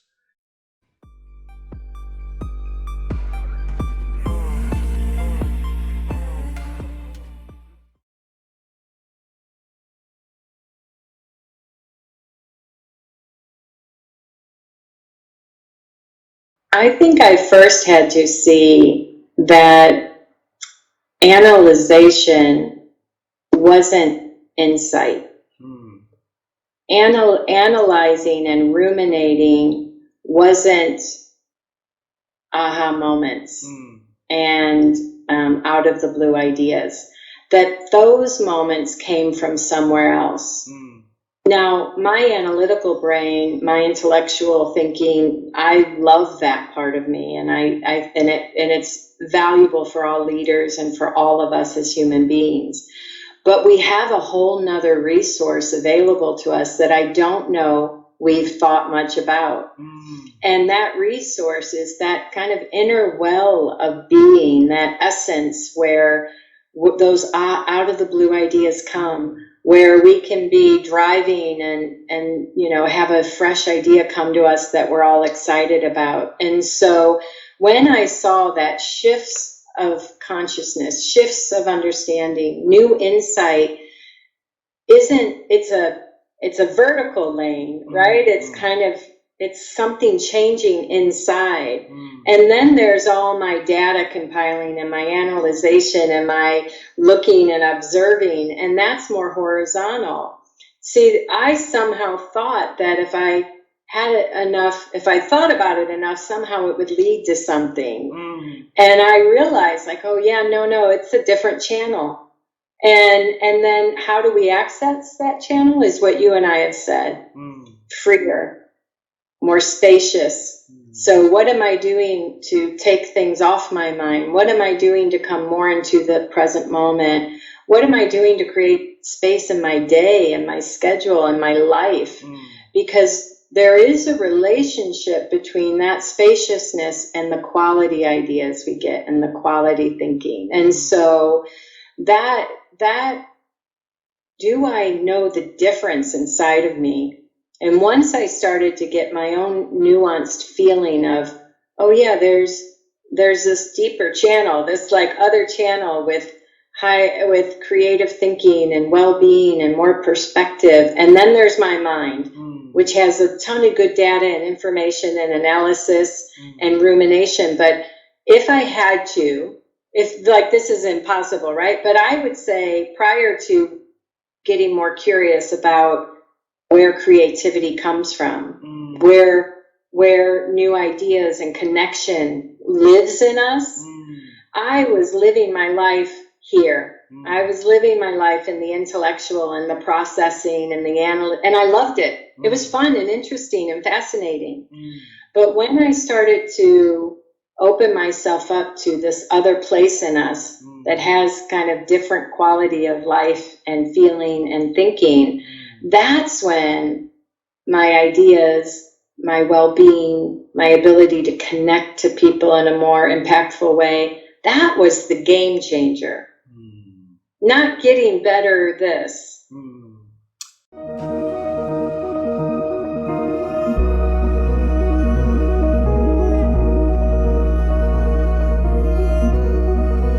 What's a secret sauce for you to grow your thinking capability over the years, Carrie? My students. Your students. 100% by my students. My students give me, I learn more from them than they learn from me. Honestly, they do. They are brilliant. And I'm dealing with students who are 18 to 50. Oh. You know, there's undergraduates, there's PhDs who come back. There are older people who come back and learn at 30, 40, 50. It's fantastic. I learn from them. They make me young.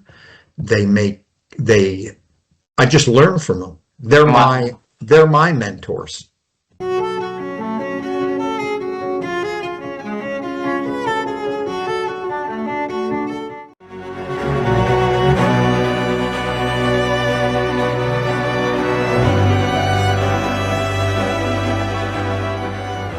How have you been growing your ability to think over the years? Yeah, for me, it's the stillness. It's the space to allow myself to look at the experiences I've had and extract the lessons from them. So sometimes that's a moving meditation of me walking and just being in my head while I'm moving. Sometimes that's breath work. Sometimes that's on a yoga mat. But that space to explore the experiences deeper has allowed me to think more. Wow.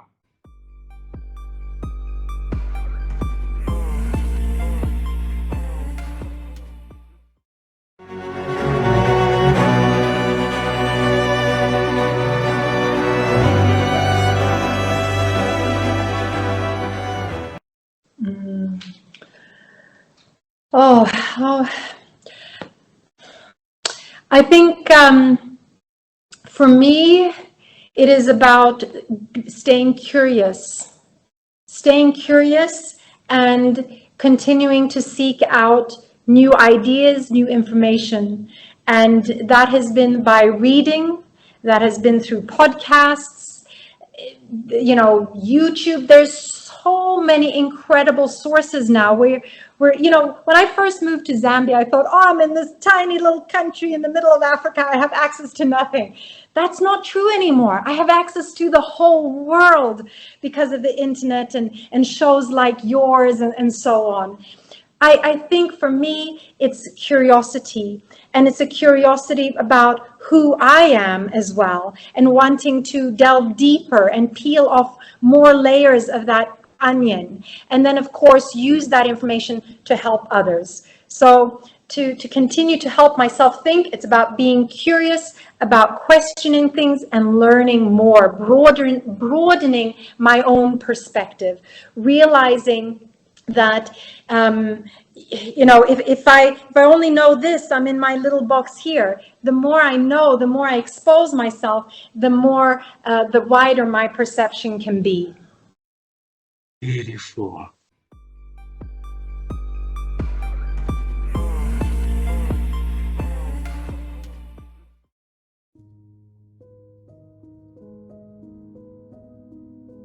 How have you been growing your ability to think? I've been growing my ability to think in two ways. One is by expanding the reading I do, and I do very wide reading, and so that's always keeps my ideas stimulated. Again, as a writer, you're stimulated by books, but also by talking to colleagues and people I work with, and really trying to ask them questions about issues that I'm dealing with in my work or that I see people dealing with in their work, and how do you handle it, and what have you had success with, and trying to keep these conversations very, very positive, staying away from the kind of conversations where you're lamenting things or, people today just don't, or whatever, trying to stay on very positive conversations and be curious about the experiences my colleagues are having. Beautiful, beautiful. The next question is about the past again, but now you travel down to the past to see yourself, okay? So that will be 2 points in life that I want to carry back. The first point is when the little Sally first picking the book that inspired her to become a writer, okay? So if you had the chance to talk to that Sally, little girl, what message would you talk to her? It would be to have faith and confidence in yourself, number one, but also to find a really powerful way and a concise way to articulate what it is you want to contribute. I think that's one of the things we can all benefit from, is having a real, very firm sense of what is the specific thing we are trying to contribute to the world. And the way I kept thinking of it was, I want to be a writer. Okay, that's fine. But that doesn't let anybody know what I'm trying to contribute, how I'm trying to change the world. And I would have said, start thinking about that early so you can be clear about it. Beautiful. So the next one is when you're in that ballroom and the leader, Roger, ignore your idea and everybody ignore your idea. So if you had a chance to talk to yourself at that moment, and what message would you tell to that Sally? I would say, don't be defensive. Don't be offensive. Which I wasn't. And don't feel insulted, but don't apologize. You didn't do anything wrong. I think that what amazes me is that at that moment, and I guess I was 35 or something, that somehow it just came out of me to say, no, I'm not afraid to say what I think, in a perfectly nice, normal way. So what I would say is, good response. Stay with that. Stay with that kind of response. Yeah. Okay. Wonderful.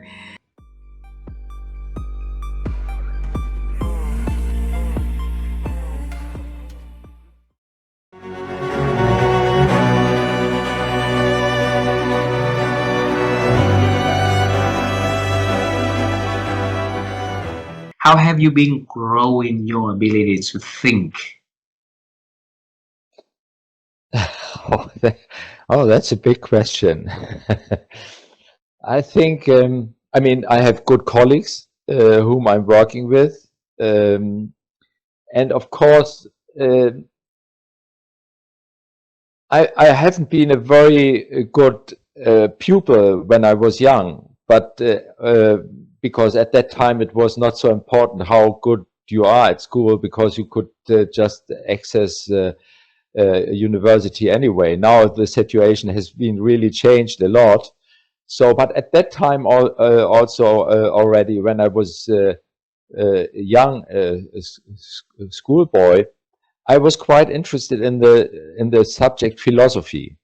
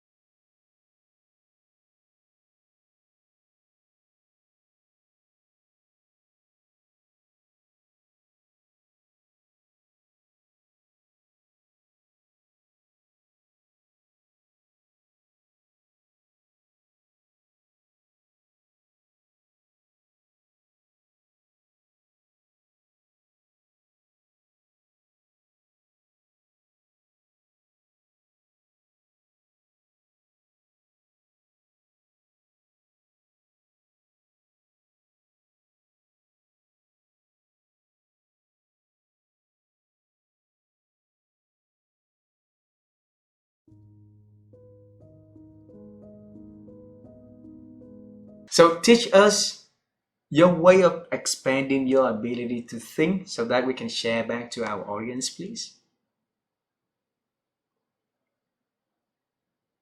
What I learned, people, social creatures, and that's important. We evolved from sitting around campfires after hunting all day and trying to survive all day. But we talked. When we sat around those campfires, we talked. And we told each other of what our experiences of the day were. We shared with each other the good hunting grounds, the good gathering grounds, where the dangers were. That is still true today. When we sit around a meal, or we sit around in a circle and we talk to each other and we share our experiences, we're learning. We're learning from each other. Sometimes it's about learning what I don't like. If I don't know where I want to be, it's about learning where I don't want to be. If I don't know what I want to do, it's about learning what I don't want to do. There's the key, I think, to improving the way I think is listening to other people. It's about learning. Beautiful. Just simple learning. Thank you very much.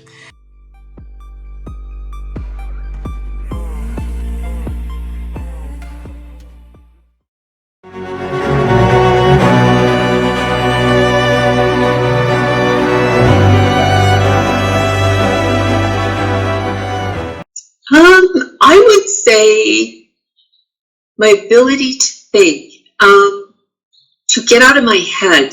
Sometimes it's going for a walk. Sometimes it's journaling. Sometimes it's reading and taking the time to reflect on what I've learned, what I would like to share with someone else. But it really is creating that space. And I can remember there was a LinkedIn Live Whitney Johnson did during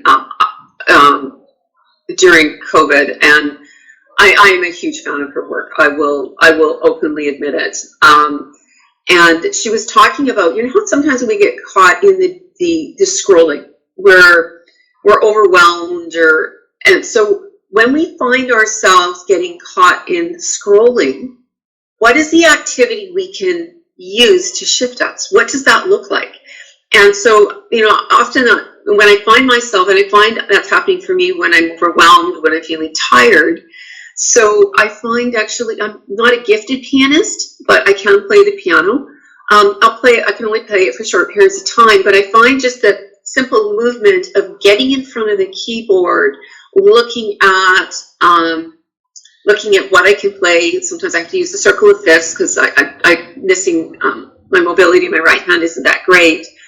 But it's shifting your activity. If you find you're getting caught in something that you're not connecting with yourself, how can you create that connection? Maybe it's walking on the grass, like just walking, getting away. And I think the technology in a lot of cases is impeding our ability to think.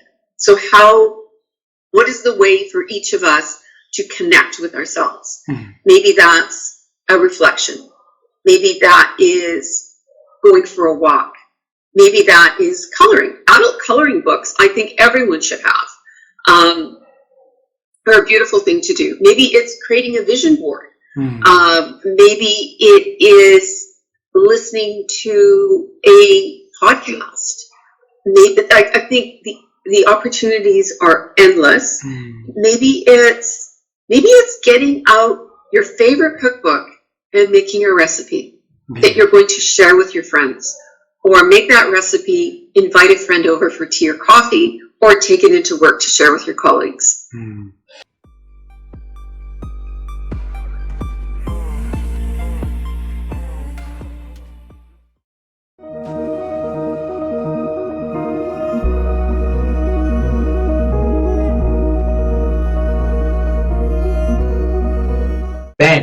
how have you been improving your ability to think over the years? Thank you. So at the risk of repeating myself, meditation and eventually smiling meditation specifically, I think better when I'm regularly meditating, and that can mean both, sitting meditation, right, with my eyes closed, and it can also mean meditating as I'm walking around, right, breathing or sending love to the people around me, whatever the case may be, always with a smile, because so many people, most people, right, our brains are overactive, and there's so much information coming all the time, right? Television, phones, media. I mean, there's information overload like never before. So, part of thinking is, in my experience, is discerning where to put that focus, right? So instead of trying to deal with all of the things and respond to all the things and chase all the things, it's like, okay, wait a minute, let me step back, let me breathe, let me look at this thing that needs some attention and some awareness, and let me try to be with it gently and not push it forward, and maybe let me do a little bit of thinking about it, and let me go take a shower.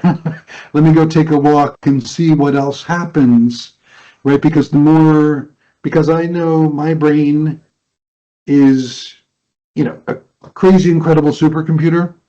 And I also know, or seem to understand, that, I'm probably only using about, what do they say, 12% of its capability, right? So I'm thinking the more I step back and open my heart and let my mind soften, the more my brain and my thinking are going to kick in high gear and be a partner for me rather than me trying to make something happen. So instead of having the brain like this, closed like this, yes. having the brain open like this, right? Yep.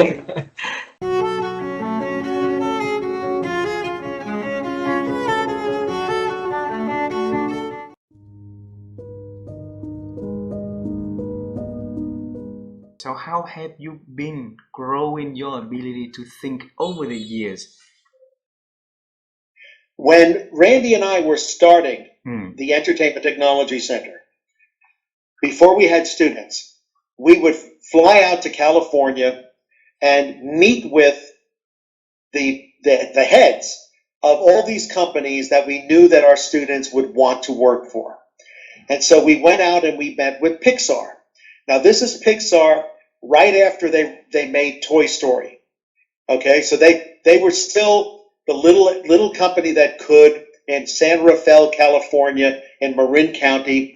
And Randy and I were like taking bets because we were going to ask them being John Lasseter, the Chief Creative Officer of Pixar, and Ed Catmull, the Chief Technology Officer, if there is only one class that they would want every Pixar employee to have taken, what would that be? And so in the hotel, Randy and I are like, oh, they're going to want C++ programming. No, they're going to want C# programming. No, they're going to want this. We go meet in the meeting. We ask that question. And Ed Catmull, the Chief Technology Officer, says, improvisational acting. And I'm like, huh?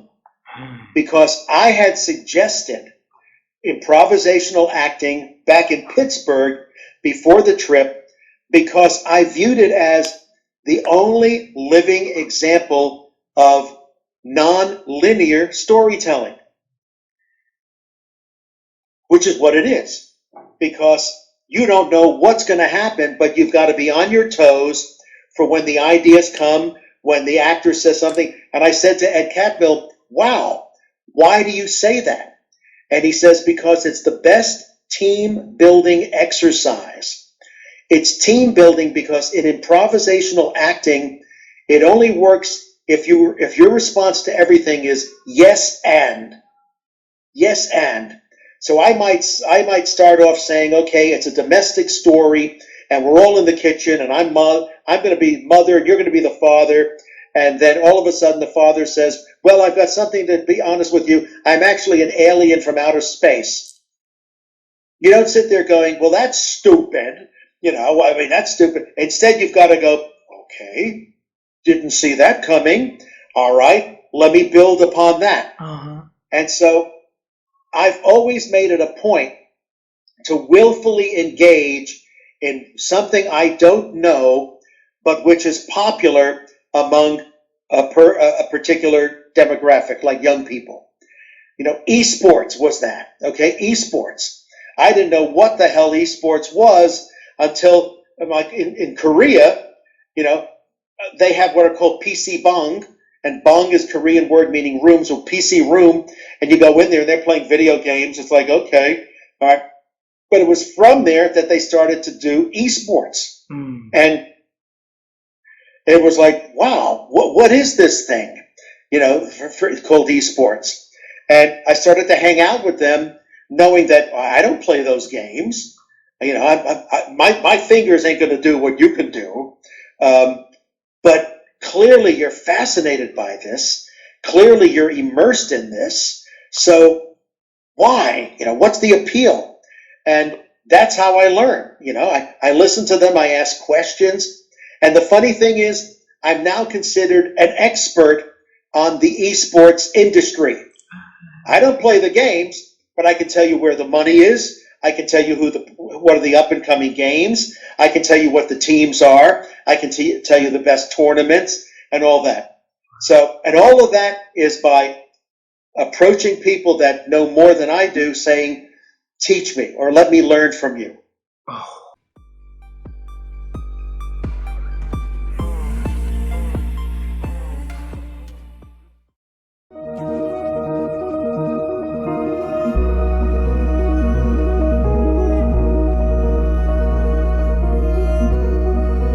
Sophia, over the years, what did you do to expand your thinking capability?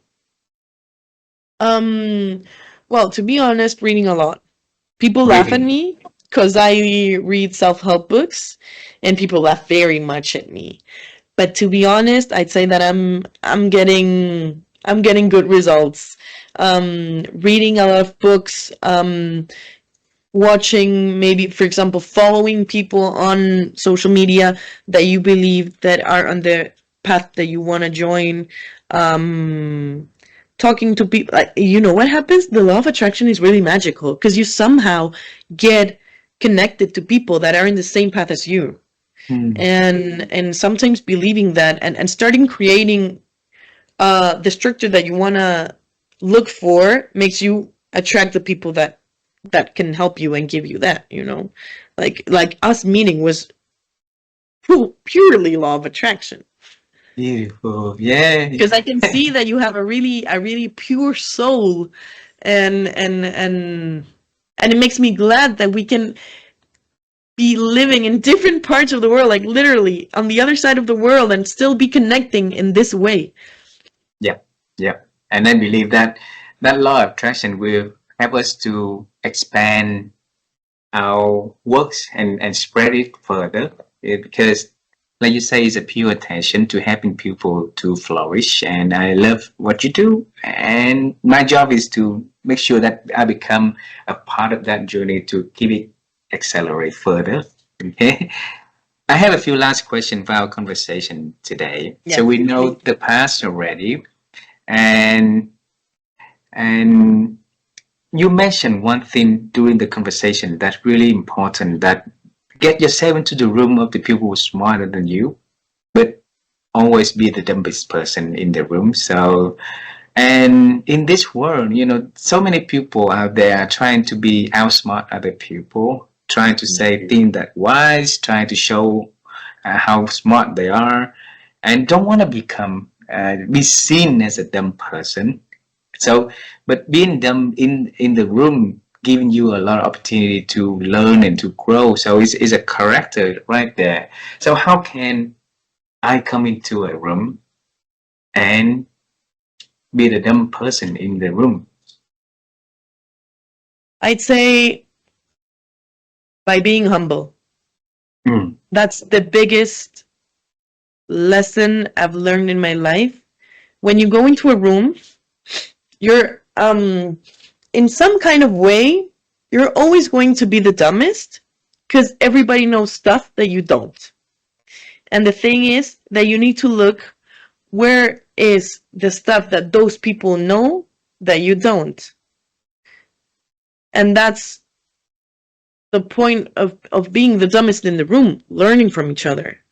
And I'd say that being humble is the biggest tool. I mean, I'm not saying that I'm the humblest person in the world. When I go to my house, I'm like, yes, I rock. And my sister and my mom laugh and they're like, well, your ego's a little high. And it's like, you're my family. Like, what do you care? You know I'm humble. You know I'm humble outside. But yeah, by being humble would be the nicest way to allow yourself to be the dumbest in the room, knowing that you don't know it, you don't know everything. If you ever get into a place and you say, well, I'm the best person here and I'm the professional and I'm the expert, well, to be honest, it could work in your specific area of expertise. Like if I go to a meeting with a client and I'm the lawyer, of course I'm going to be probably the expert on law. But if this client works in the winery industry, I'm not going to be the expert on that. And I can't pretend to be the expert on that and be the smartest in the room. I'm not going to be the smartest. And probably regarding that topic, I'm going to be the dumbest. And probably regarding law, I'm not going to be the smartest either, because there's ChatGPT and there's Google and there's everything. Like there's a lot of tools that can outsmart you. So, yeah. Wow. That's the power of humble, or being humble.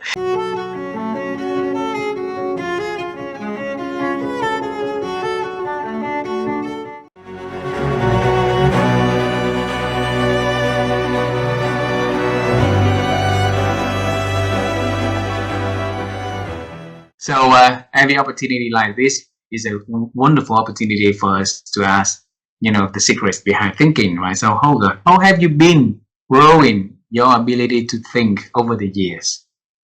Oh my gosh.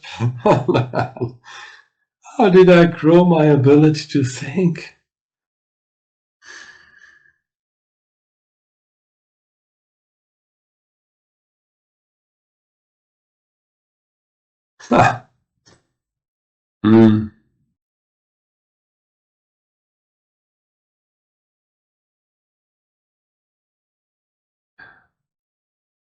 Well, probably one. I mean, there might be different ways. First of all, I'm not sure about my ability to have grown my thinking. But clearly, I mean, I'm a curious student, so I'm reading a lot of books. And I make it a habit, to say, what is the one or two or three important ideas that I wanna keep. And by the way, a lot of the books have 300 pages and they don't even have, I mean, they have one idea, but they turn it into 300 pages. Sometimes it's very frustrating for me, right? But there's most of the time, if they passed a certain threshold of popularity, they got a few good ideas and I capture them. And in a way, in my little journal. But not just as wisdoms, words of wisdom, but the way I read them is always through the lens of how can I engage other people in that conversation. So it is, more often than not, starts with a question and then said, how about this or how about that? So I'll give you an example. I mean, there's fantastic books out there. Atomic Habits, Immunity to Change, and I mean, they take a lot of pages, but the point is they got some I always read them with the filter of how can I take what's in there to engage people in a very meaningful conversation that gets them to a better place. Not just reading them for insight or reading them for, oh, that's interesting. Oh, that's a nice story. No. Is there anything useful to engage a group of people to be at a better place of thinking and acting, of course? And you'd be surprised how little from a book is left on that. But if you had all these kind of pearls, around it, you get to a powerful repertoire of interventions that now you just need to listen to a group to see which of those pearls really would help them. Wow. And you are a curious reader, I'm sure. I mean, you're probably a reading maniac. I mean, you're reading everything that's around, right? I'm sure. Yeah.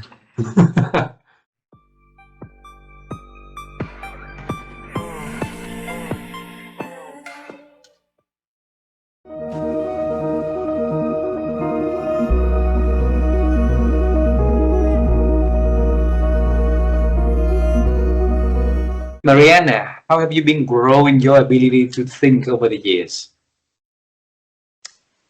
Being still. Be still.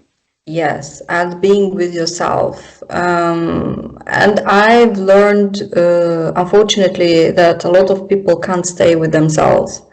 I have learned during the years, also because of my stages or periods of loneliness, but also from my childhood, that being with yourself and with nature, in the nature, but not necessarily, but being with yourself is something that helps me so much to understand myself, my feelings, my thoughts, and also connecting, because as I said, calling, ideas, these things are coming to us in a way. This is how I would describe.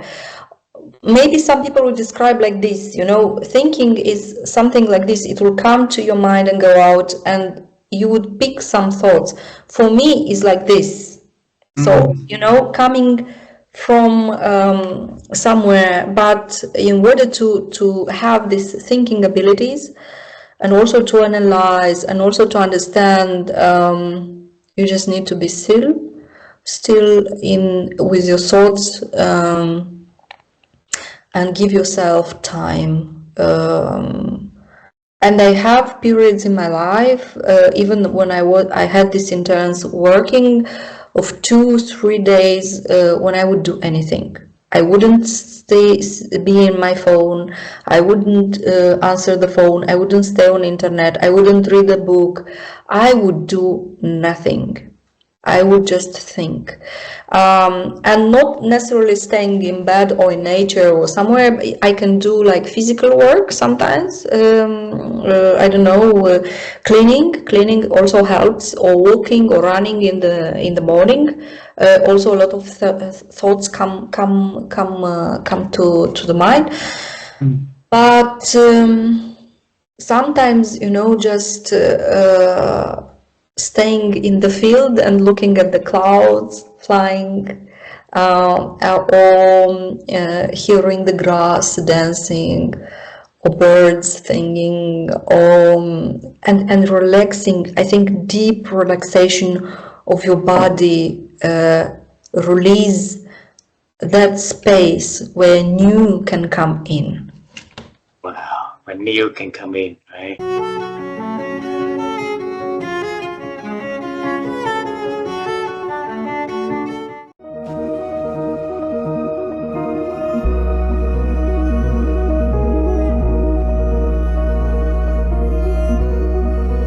How have you been growing your ability to think over the years, Simon? Great question, Har. So how I've grown my ability to think is by leaning into the fact that diversity is power. Now, here's what I mean by the statement, diversity is power. If you only look at your competitors, The truth is you can only be as good as your competitors. Now, for you to be innovative, for you to be creative, for you to be a true original, you've got to look outside of your industry. Look at other industries where people are doing really well. So when I built my environment, I was very intentional to have diversity built in. So I would spend time with a film director, I would spend time with a musician, I would spend time with a chef, I would spend time with a poet. And the reason I did that was because the more diverse my network, the more creative my imagination, and the more lessons I would gain from someone who is not necessarily connected to the industry that I work in. So that would feed my creativity, that would feed my idea on how to be original. So when I published the book Energize back in 2022, we did some incredible things purely because we had diversity built in to the network that helped me to think different. So we partnered with a hotel, and the bar in this hotel, which at the time was the best bar in the world, they created a cocktail, a special cocktail called Energize, named after my book. So for 4 weeks after publication, if you walked into the bar and you ordered the cocktail, it would be presented on a signed copy of my book. And then we partnered with a chef and we created a 6-course dinner menu in which each course was inspired by a message from my book. And then we did one of the world's first book launches in the metaverse, where you put on these virtual reality goggles and your avatar would be in this virtual conference room engaging with me as a speaker. And so all of these ideas of being able to think different in order to kind of still remain an eternal student came down to leaning into diverse inputs. The more diverse your inputs, the greater the probability for you to think different, for you to think in an original way, or for you simply to connect dots in a way that has never been connected before.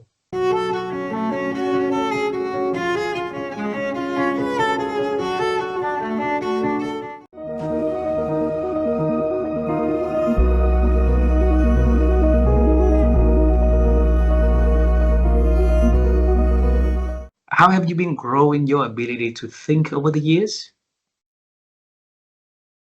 One of the things that helps me is that I live quite remotely in Scotland. So I live out in the countryside, so I can make space to think.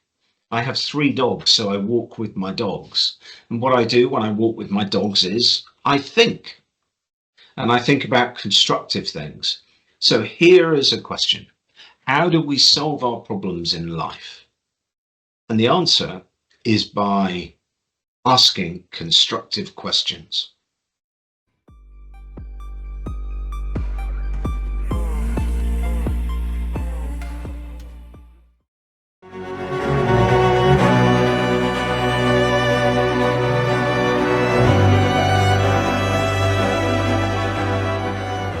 So how have you grown your ability to think over the years, Patricia?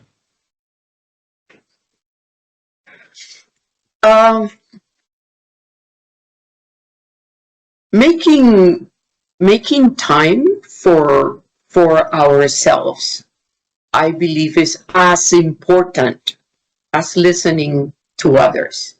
So listening my inner self is part of my daily obligation.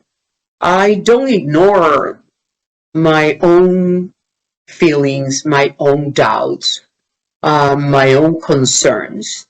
And while many times I might not have a sounding board to share my feelings or my concerns with, I tend to look for this time of solitude and think about them. And think about them not in a dramatic way, but in a serious way. Because I find those concerns and problems or decisions to be important. So I take them seriously, and I also think it's part of your daily routine to have some physical activity and also have some mental activity where you think through and make sure that you check with yourself that you're doing well, and give yourself the opportunity of thinking. Wow, beautiful. Then I'll bring you to the moment of 10 years old.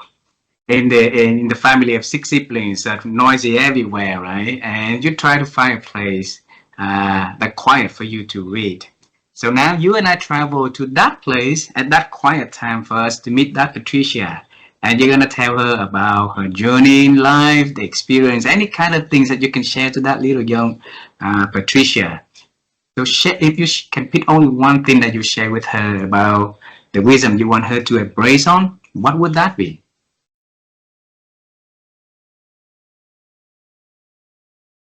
I'd say, don't be afraid. Go for it. Don't be afraid. Go for it. Okay. Maybe a little explanation. I promote to my team that they make their own decisions. They can come and check with me, but I do promote, hey, what would you do? What would you decide?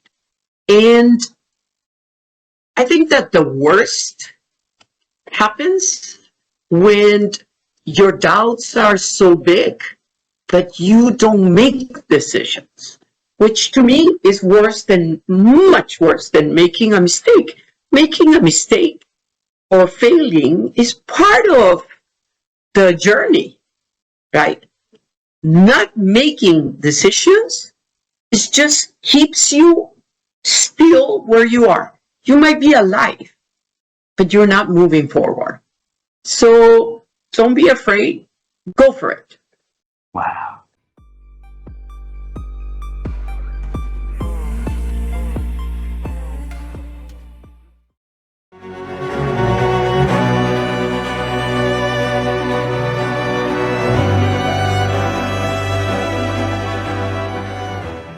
How have you been growing your ability to think over the years?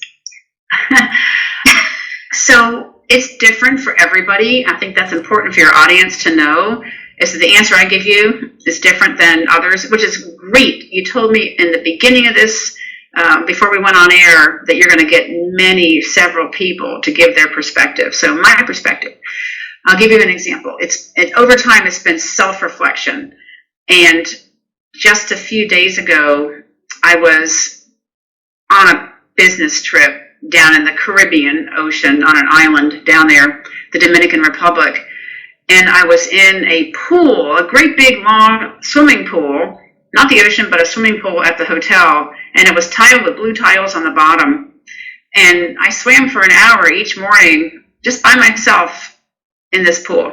There was nobody else. It was 50 meters long, but nobody else was in there. It was too early in the morning, right as the sun was coming up. And I just reflected the whole time I was in there. I thought about everything. My mind just went everywhere, to my life, fun experiences. I went to the job that I was doing there. I'm on the board of directors for a company called Modern Woodman. My responsibilities on the board, all the great people I have met. So I have found that over time, I've swam my whole life, and I've walked most of my life, just 4 or 5 miles, so like 10 kilometers maybe, walking every morning. I've done yoga. I've done scuba diving. All these things are things where you can go inside yourself and just connect with your spiritual side. You can think. I've really felt that just having that quiet time while I've been engaged in motion, like swimming or yoga, that kind of a movement, a meditative movement, has been very powerful for me. So I'll leave it at that. That's been my way of continuing to self-reflect, which I believe enables me to open my mind and have space and capacity to hopefully become a bit wiser in the knowledge of myself, and therefore in the knowledge of others.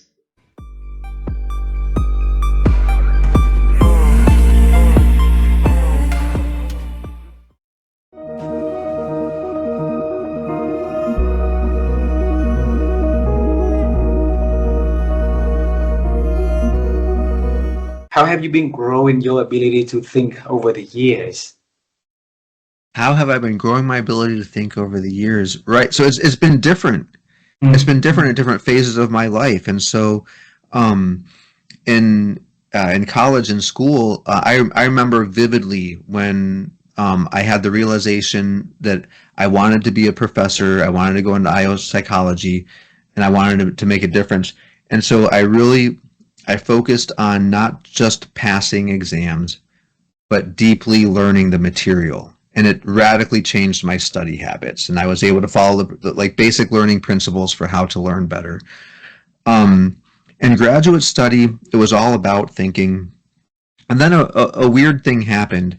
Okay, I'm going to go on a little bit of a tangent, but I think it's useful. So one of the worst things that ever happened to me was I took my I got my GRE scores, which is what you need to get into graduate school, and I did amazing on that test, and I got in everywhere I applied. What was so horrible about that was I thought I was smart. I was way better off when I did not think I was smart. Because what happened was I started to think, oh, well, I'm smart, so I don't have to work as hard. I don't have to keep learning as much because I already know everything. I mean, not really, but there was a little bit of, I mean, that happened to some degree, right? And so that's a fixed mindset, not a growth mindset, for people who study motivation and Carol Dweck's work. So it was a really, I viewed myself as this fixed entity who just was already smart. That was horrible. And so I've had to since relearn that and be like, no, okay, sure, I'm capable of learning things. I'm smart enough to learn things, but I don't just walk around being intelligent. This is something that I have to work at. And so what I've done more recently for this is, and this is where writing the book was super helpful, because I used to love to read, and then I started getting into more research, and the focus was more on writing than reading, which I shouldn't have had to trade off, but I did a little bit. And so writing this book, though, I really had to focus on reading. And so I've read more books in the last several years, than I had many years before that. And so I've gotten back into my love of reading, and it's really helped challenge myself into the ways that I can grow. And I can find authors that, that I love their work. I love the way that they think, and I can learn a lot from. And it's reignited my interest in learning more broadly.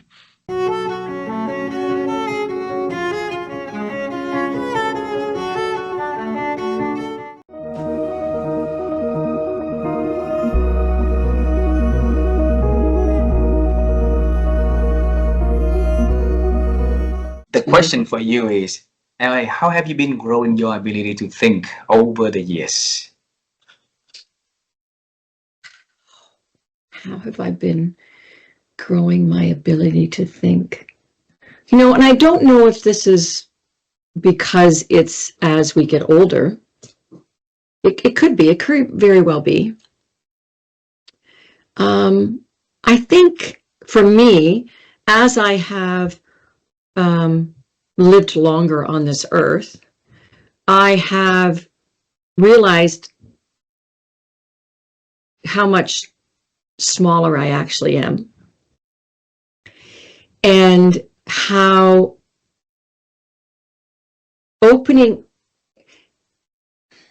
being more, I don't want to say having more humility. That's not what I'm saying, because confidence is very important, but I think I said it again. And every time I say, that's what I want to look at. What are the times where I say I think? And when I say I think, that tells me I'm not sure that my thought is true, but it's true for me. When I say, I think we should, or, you know what I think? It's almost a way of saying, this is what I absolutely know to be true, but I don't know if you're going to think that. Like, I really think that 100%, I'm not going to say I think, that 100% is what it is. And so my thinking, I'm going to share that if there's something that you believe is a weakness in you, for me it was education. If there is something that you think you need to do,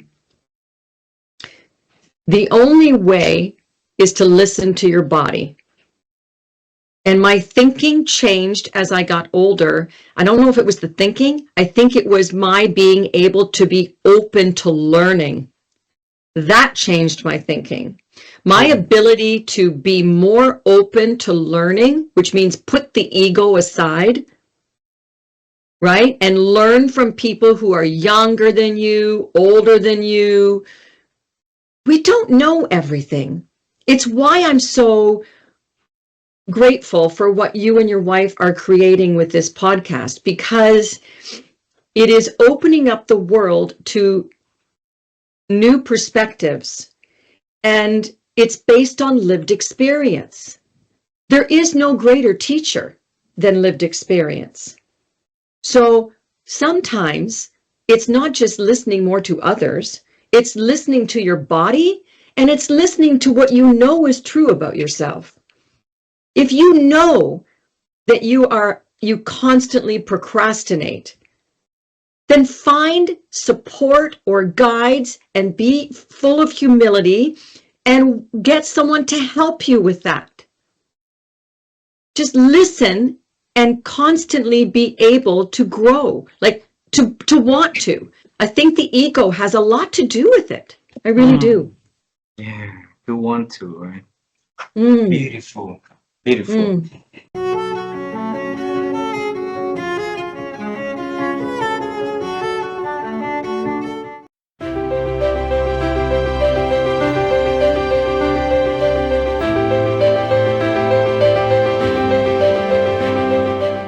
So, Professor Kurt, how have you been growing your ability to think over the years?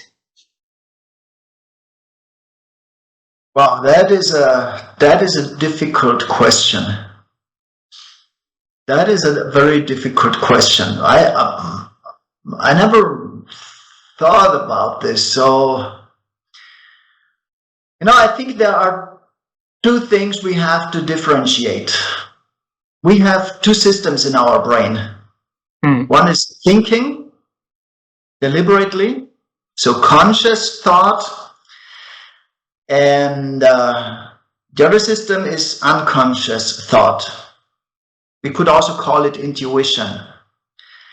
And I very much believe in intuition. Rely on your gut feelings. Because intuition is not a magical sixth sense. It's a very rapid, unconscious pattern recognition that comes with an emotion. So if you have enough experience in a field, very often you have an intuition which tells you this is what you should decide or what you should do, and you cannot really explain why. It's just a gut feeling.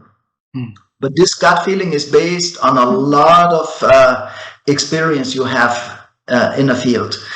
So many decisions I make are based on gut feeling, are based on intuition. And I learned to trust my intuition. But one important thing, rely only on your intuition if you have enough experience in this field. Because if you don't have enough experience, your mind is not able to recognize these patterns.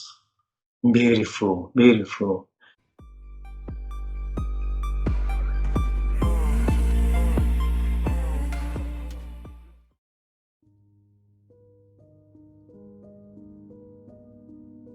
How have you been growing your ability to think over the years?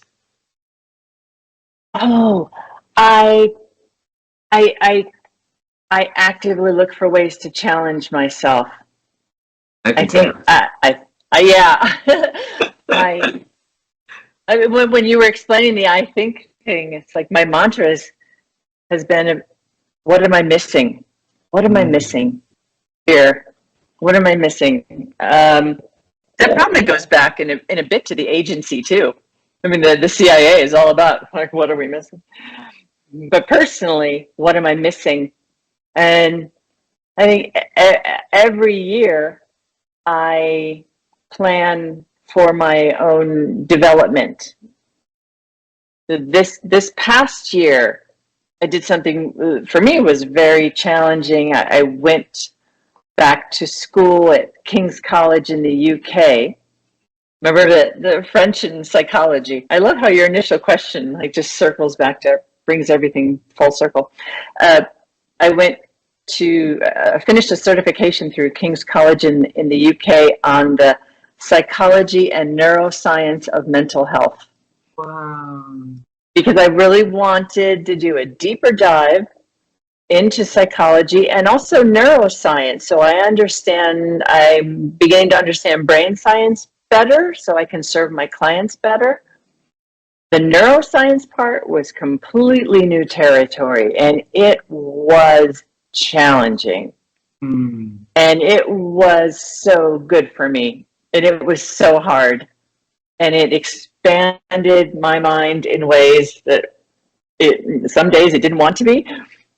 It was tough, and I spent so much time this past year doing deep dive and studying and learning and writing, studying and then turning around and writing critical papers on topics I just learned about. So it was such a development for my own brain, and I look for those every year. I look for opportunities that challenge me in that way. Beautiful. So you plan ahead for your personal development also.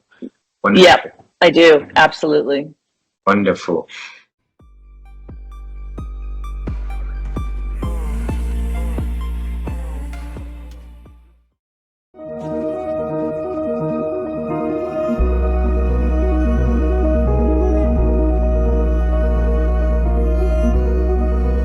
Over the years, how have you been helping you to improve your ability to think, Bruce? I think I've improved it by just reading a lot. You know, I read books, I read magazine articles, journal articles, newspapers. So I read quite a bit on a number of different subjects. And I think, you know, how do all these things compare? So it may or may not be about thinking as a discipline, because I think there it's something where is maybe individual to people about how they, you know, carve out time for thinking or get rid of distractions if that's possible. But I would say I'm always thinking. You know, I'm a pretty introspective person. So, but a lot of it is reflection on things like what I've read or what I've maybe seen on something like what you and I are doing now, or a television show.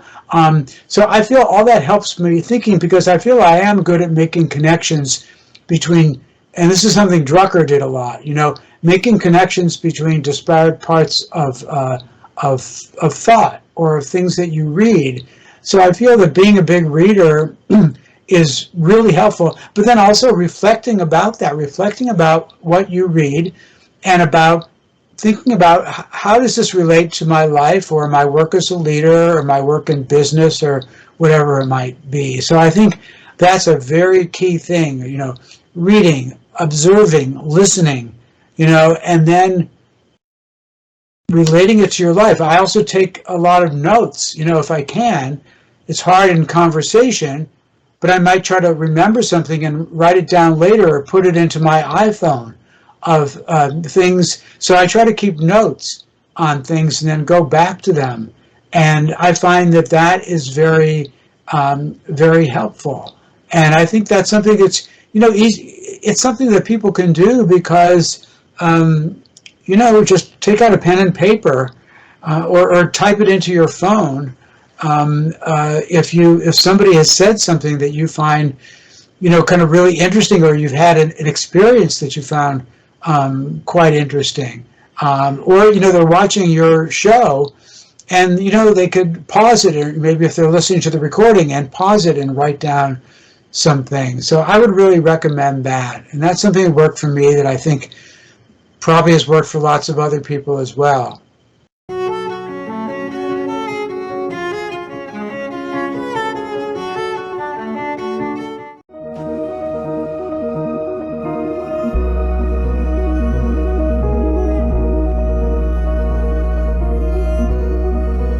Over the years, how have you been nurturing your ability to think, John? Yeah. You know what? I honestly, I believe that thinking was more the problem than it was a solution. I think what I've come to understand, and I say this especially as a man, that life prepared me pretty well to think. Life did not prepare me very well to feel. And I would say my biggest growth over the last 10 years has been learning more about the spiritual and emotional sides of myself. Wow. And because those are the things that society does not prepare men for, in particular. I think I grew up in a household that emotions were generally bad. Showing emotions was tended to be felt as a sign of weakness. And I think I've been emotionally stunted. And I think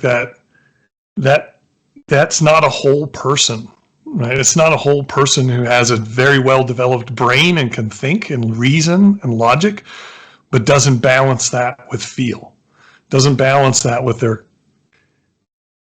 heart, right? Or whatever you want to call it, right? But I think that developing as a society, I think we put too much emphasis on thinking and the head, and maybe not enough emphasis on how we develop whole people. So how are you connected spiritually? How do you feel? How are you connected to other parts of yourself? I think that's maybe more important than thinking more about what I think. Right? Because one of the things I tell myself and I tell others often is, don't believe everything you think. Right? My brain has caused more problems for me than it's solved. That it's created solutions.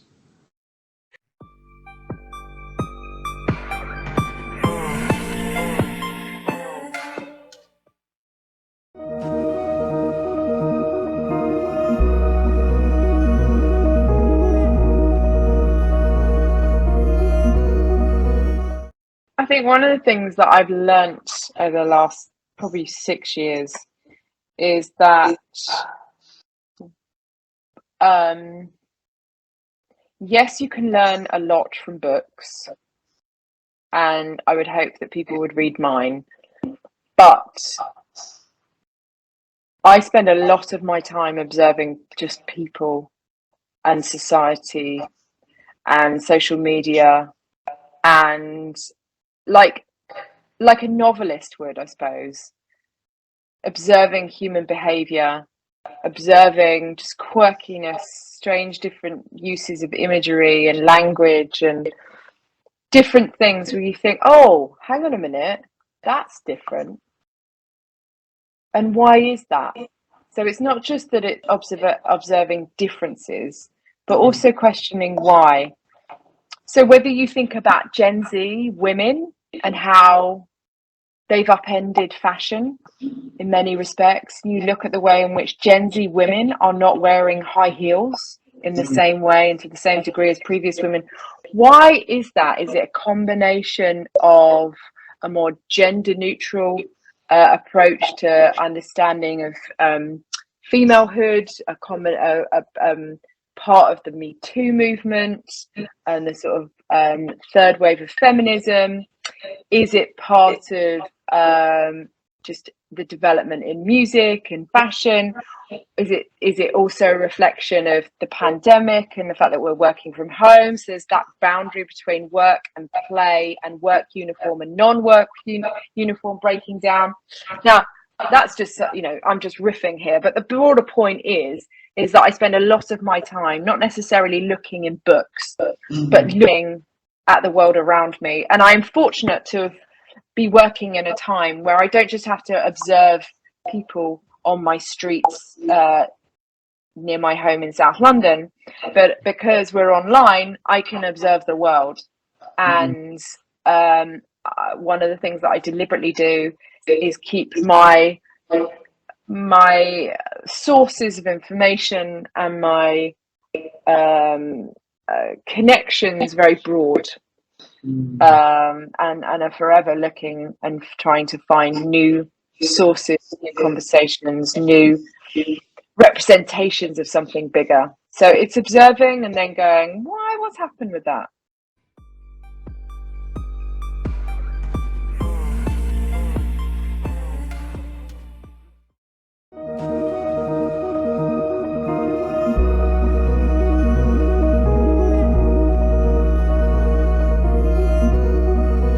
How have you been growing your own ability to think over the years? To force myself into new experiences where I have to use what I already have gained over my life, but to use it in different ways. And I think that pivoting information, pivoting the way I think on a regular basis helps me improve the agility of my thinking. It helps me build on my thinking and helps me improve it. So again, I don't need to go to completely different styles of thinking, and I don't have to study different styles of thinking which aren't intuitive to me, or maybe I would reject because I just don't have the personality to accept them. But each time to push a little bit further in my thinking, apply it to something a little bit different, applying it a little bit deeper to something that I think I already know, that's what I believe helps me improve my thinking. Beautiful. Constantly. So force you into the situation. So it's the word forcing. Why forcing? I think that you have to be forced because once again, it's not easy and it's not comfortable. Anything that you want to improve, if you want to exercise your body, your muscle, you don't sit down and relax. You put effort into it. It's not easy, but the payback is great. So it could be painful, but that's rewarding. So I think that if you weren't forced into this, at least I know about me, if I'm not forced into the situation that I exercise, and force can be an internally driven force, because it's important for me to be healthy. It's important for me for my children to think that I'm a strong dad, or whatever the reason is. I'm forcing myself to do it, even though it's not enjoyable. I still gain a lot from it, and I think that's exactly the same thing with thinking. It's easier to just go about your day in the way that you've always done it. So you have to force yourself to consider new things, to force yourself into new experiences that will require you to process information differently. And that will help you improve your thinking in the long run. Beautiful.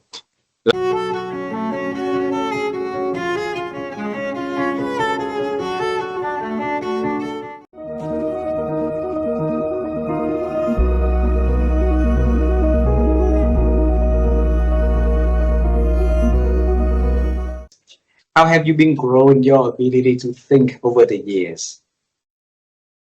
I like the question. But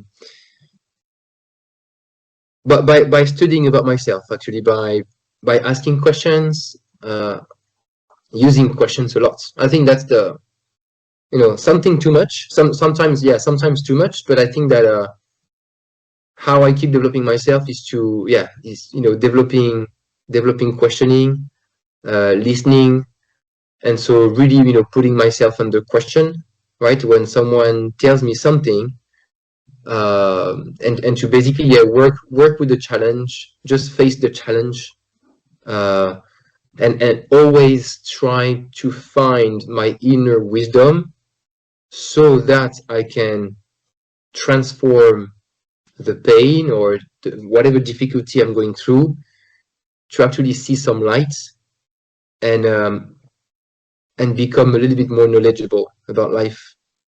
That's really what I'm doing. So I'm very persistent. I go into the challenges with determination. I know what I'm doing is hard, and I'm not dropping. It's kind of a never give up thing. Sometimes I doubt, right? I can doubt myself, like everyone. But yeah, I think that's what I'm always trying to do is to keep going to the next step.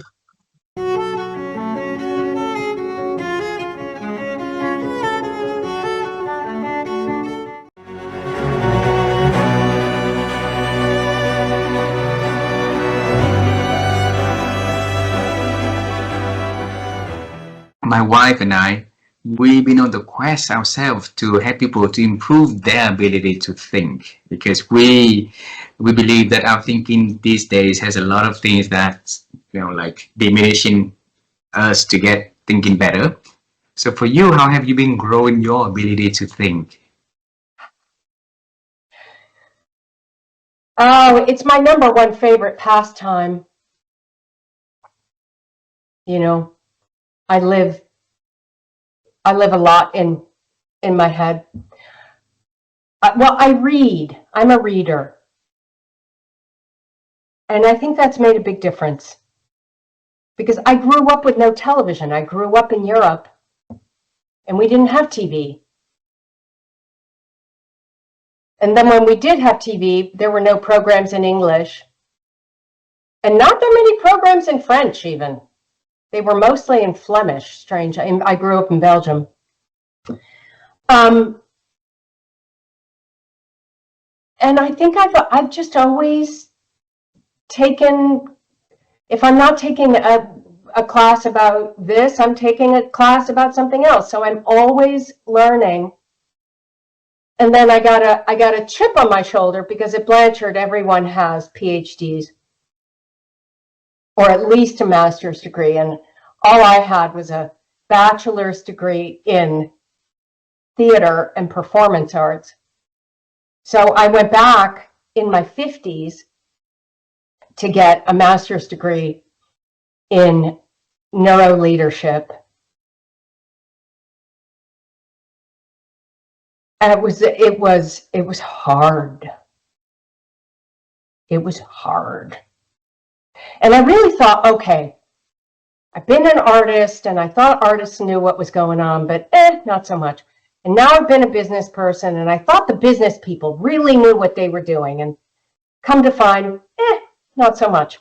And then I thought, okay, the scientists, they know. And guess what I found out? They do know a lot of things, but they don't know everything. And especially about the brain. I mean, it's talk about the final frontier, right? But I learned a lot. I learned how to think scientifically. I learned how to read scientific papers.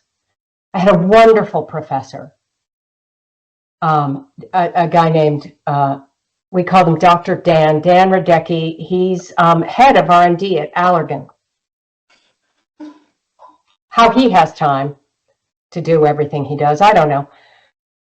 And I learned so much, and I loved kind of translating what I learned about neuroscience into useful, understandable concepts for regular people, right? Managers, leaders. Because so much is explained about how humans behave when we know a little bit about the brain. So that was great. And I just keep learning. I just got a new certificate in spiritual intelligence, which was fascinating. Fascinating. Because I think that's also a frontier for humans. I think religion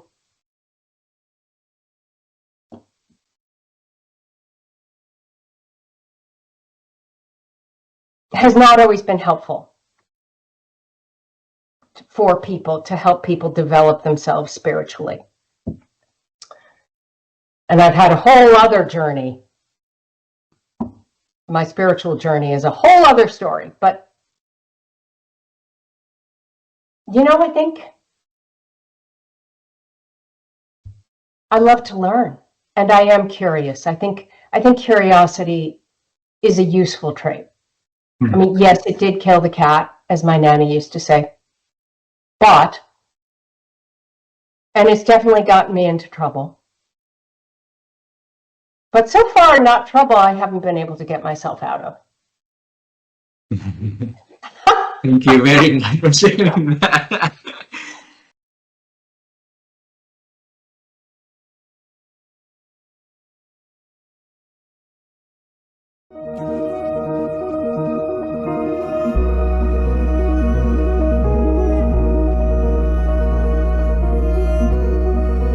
How have you been growing your ability to think over the years? I think I've been doing a lot of the things I've been talking about. I've been continuing to read. Love reading and love learning about other possibilities of lives, whether it's science fiction or a biography or anything in between. I have continued to meet people and travel. I think that is one of the really important ways to help see the world in a different way and see different parts of the world and see how other people live and then talk with them about what's important to them. And I know it's a privilege to be able to travel a lot of different places, but as long as I can, I want to keep doing that. And then I think joining some groups like Toastmasters, which is public speaking group, really got a lot out of that.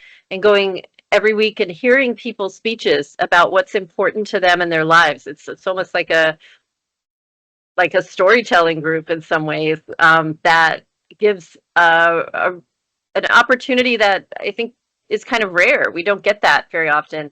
So choosing to do that and to listen to other people's stories and to tell my own story, or to give my own speech, whether it's a story or not, that's another really wonderful way to get insight into other people's lives and about what's important to them in a way that helps me reflect back on what's important to me. Beautiful, beautiful. And that leads into another curious question. The old saying said that our value is the sum of the 5 people closest to us, the people that we associated most in our life, right? So what type of people is Jennifer Wisdom associated in her life? That's so interesting. I've heard that before, and I think that's wonderful. I think most of the people that I'm closest to are stayers. They're people who have been in the same place for a while, doing the same kinds of things. And I think I don't think it's consciously intentional, but I think unconsciously it is intentional because they really ground me. They help me see the other side of the coin, where I'm moving and going and getting. They provide this secure base for me to be able to do that adventuring from. I mean, if we all were adventurers and leavers, then the world would be quite chaotic. But if we all were stayers and everybody stayed in the same place, that would be a challenge too. So it's wonderful to have a mix of these different kinds of people. And I think I tend to surround myself with people who are more stayers. That said, there are definitely some adventurers and some leavers in there as well. Beautiful, beautiful. So at 19 years old, 18 years old, Jennifer, you went into a quest to understanding about you.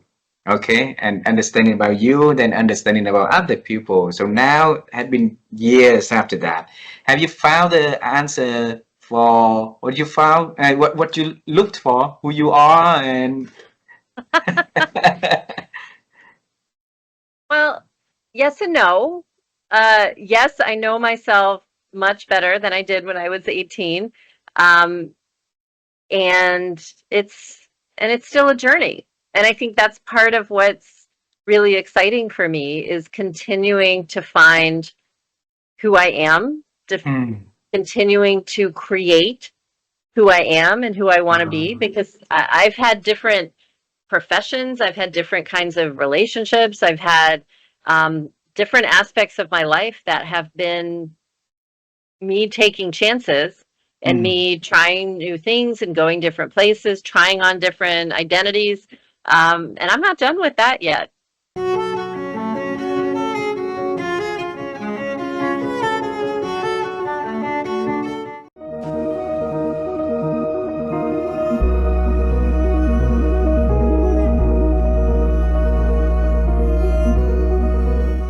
Mitchell, in this conversation, you mentioned a golden word that we love to hear many, many times in here is the word I think. All right. And my wife and I, we form a company called Rewire Thinking Lab because we want to help people to improve their ability to think. And through conversation like this is the best way for us to help people to expand their thinking simply by listening to the experts sharing how they've been expand their ability to think. So Mitchell, how have you been growing your ability to think over the years? You know, I in general am having somewhere between 2,000 to 2,500 meetings every year. Every meeting is an opportunity for me to grow and think. Every meeting is an opportunity for me to learn. And I talked about being likable. Likable is two things. There are two values associated with being likable. One is, I call it spreading cred dust, sharing the ideas, thoughts, and actions of others. The second is showing respect, coming early, coming prepared, coming with your heart. So every one of those meetings that I have looked at their LinkedIn, I've looked at their website. If it's me being on their podcast, I've listened to at least a couple minutes of a previous podcast. And I'm coming in with a pre-understanding of who I think that person is. And what's fascinating, if I do that, then I could sit back and listen. And as I'm sitting back and listening, they may say something that adds value to something I'm already thinking about. Normally, that's the way, whether you call it God-given gift or if you think about serendipity, there's always an opportunity when you're thinking about something for somebody else to say something that just, oh yeah, I see it. The 1 + 1 = 11, right? I see that because I'm listening for it. I'm not thinking about what do I need to say next. I'm thinking about what the person is saying. And many times when something like that's happened and it's been really big, I will say it out loud and I'll say, hey, that was amazing. That's not the way I thought about this topic. Do you mind if I quote you going forward? Do you mind if I spread your cred dust going forward? And as I did earlier in the conversation with Raji Sethi, I've spread his cred dust a couple hundred times. I don't know. I don't think it's 1,000, but at least a couple hundred times, right? And for those who know Raj, when I say that, I go, oh my God, he's amazing. And I go, yes, he is. And then we'll have a conversation about Raji Sethi for a little bit. And so I think the best way to go about showing up that way is showing up with the intent, knowing before you go into a meeting, knowing what you want to get out of the meeting. And when somebody asks, what do you want to get out of the meeting? A lot of times my response is, well, just good old fashioned networking. I want to know a little bit about you. If it makes sense, I'll be happy to tell you a little bit about me. And what I'm looking for is there any synergy in any way? And And I actually had somebody today go, yeah, unless I have a specific reason for a meeting, I don't meet with people. And I'm like, that's interesting. Best of luck with everything you do in life. I didn't say this. I can't change your opinion. So I just disconnected from him because that's not my job, right? It's my job. The way I see job, and to me, work equals fun. So I play all the time. So my role is if somebody is ready, they'll come. And whether or not I am the teacher, the master, or the student, I want to prepare myself for that scenario as many times. And typically I'm meeting with somewhere between 8 to 12 people every Tuesday, Wednesday, Thursday. I do client work on Mondays and Fridays. And so newer people are Tuesday, Wednesday, and Thursdays. And I always come prepared. I come prepared for the favorite word I like to say. I come prepared for magic.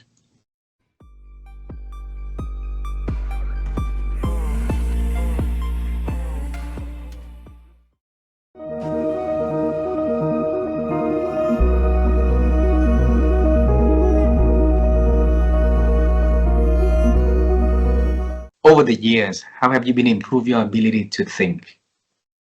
I'd say two ways.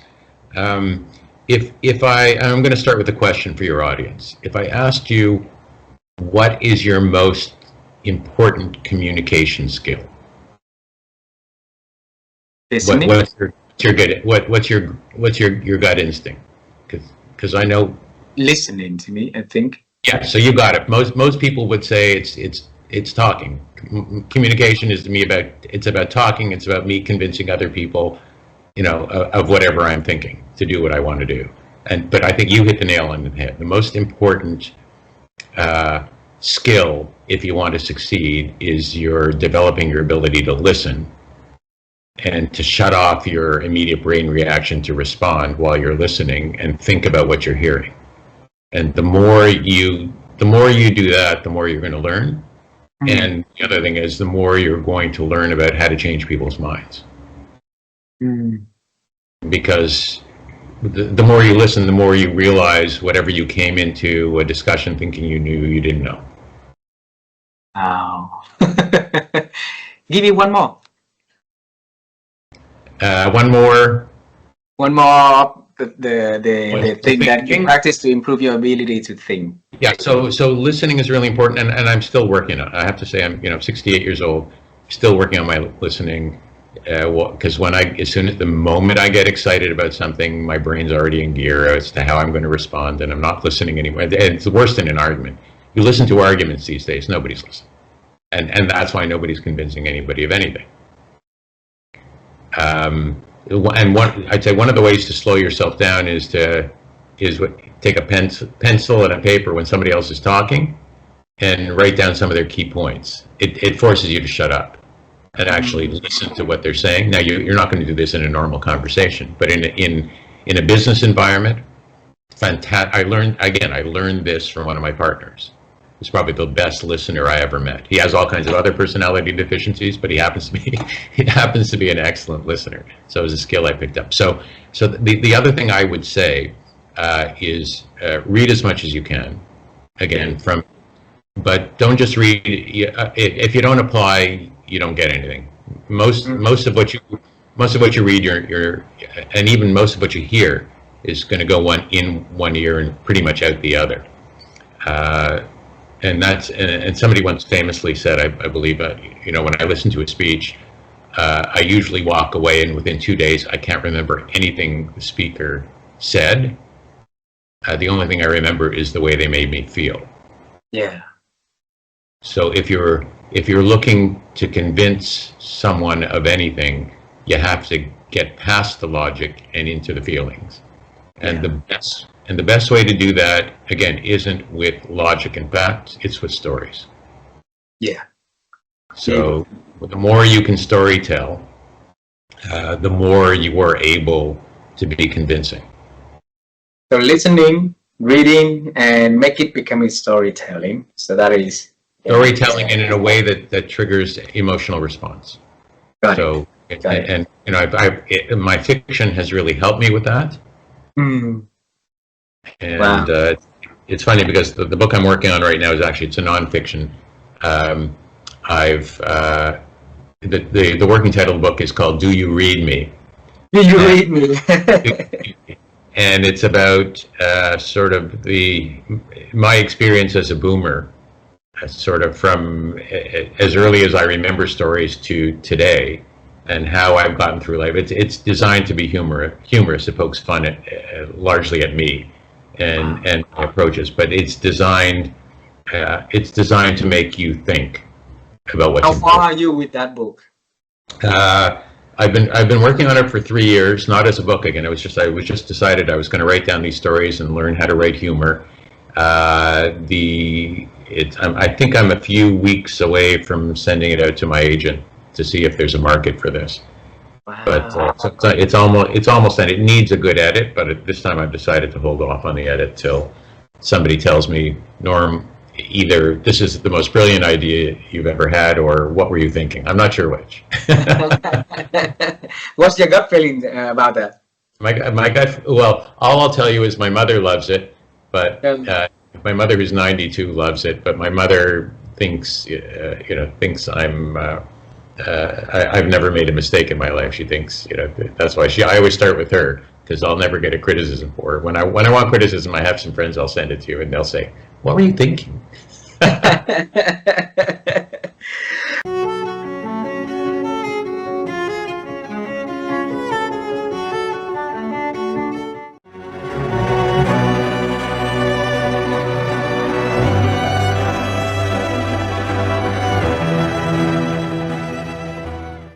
How have you grown your ability to think over the years? Well, I think in order to think, you need to have quiet. So give yourself permission to take a step back. Don't make any decisions. Really find time to reflect, to understand yourself better, to understand what's going on in the environment, so that you can make decisions. If you're busy all the time, from morning to night, and you don't have time to think, then you cannot think. There is no way that you can think if there's no quiet. Wow. And it's very hard. It's very hard. Reflection is very difficult. The first time when you're trying to think about what I want to be, what do I want to do, I think a lot of people struggle, because I remember I struggled. I was like, I don't know what I want to do. I have no idea. But when you get more mature through life experiences, you talk to more people, you start to understand what you're capable of, you grow more confident.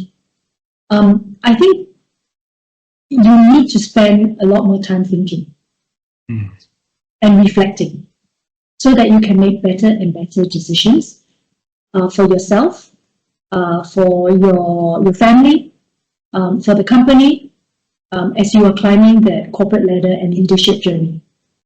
Beautiful. Thank you very much for that. And parents too, no? Parents, as parents, very important.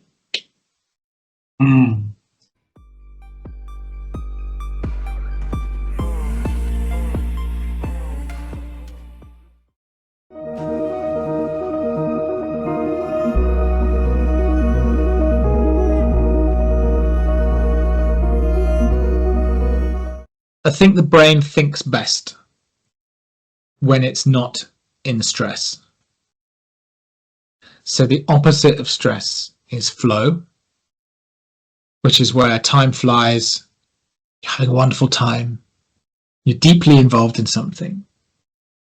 So whatever that is for you, I think is the right context, the right platform for good quality, full thinking. So for me, it's play. It's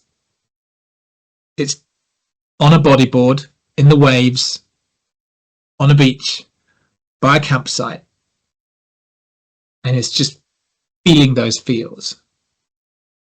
It's being with my kid, messing around.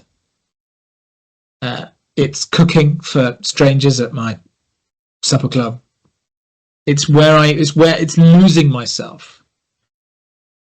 That is very energizing and recharging for me. And after periods like that, I will be able to think. And stuff comes very quickly for me, almost instantaneously. Wow.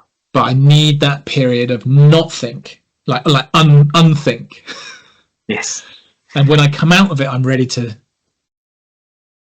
create and solve.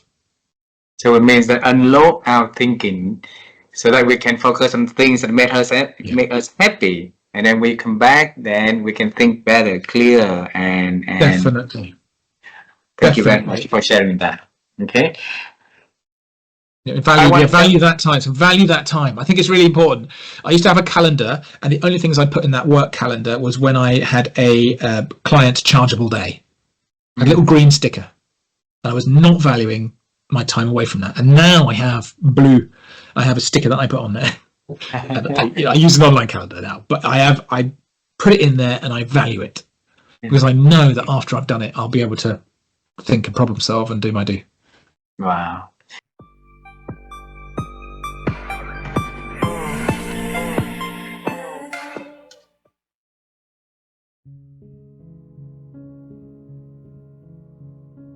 So over the years, how have you been growing your ability to think?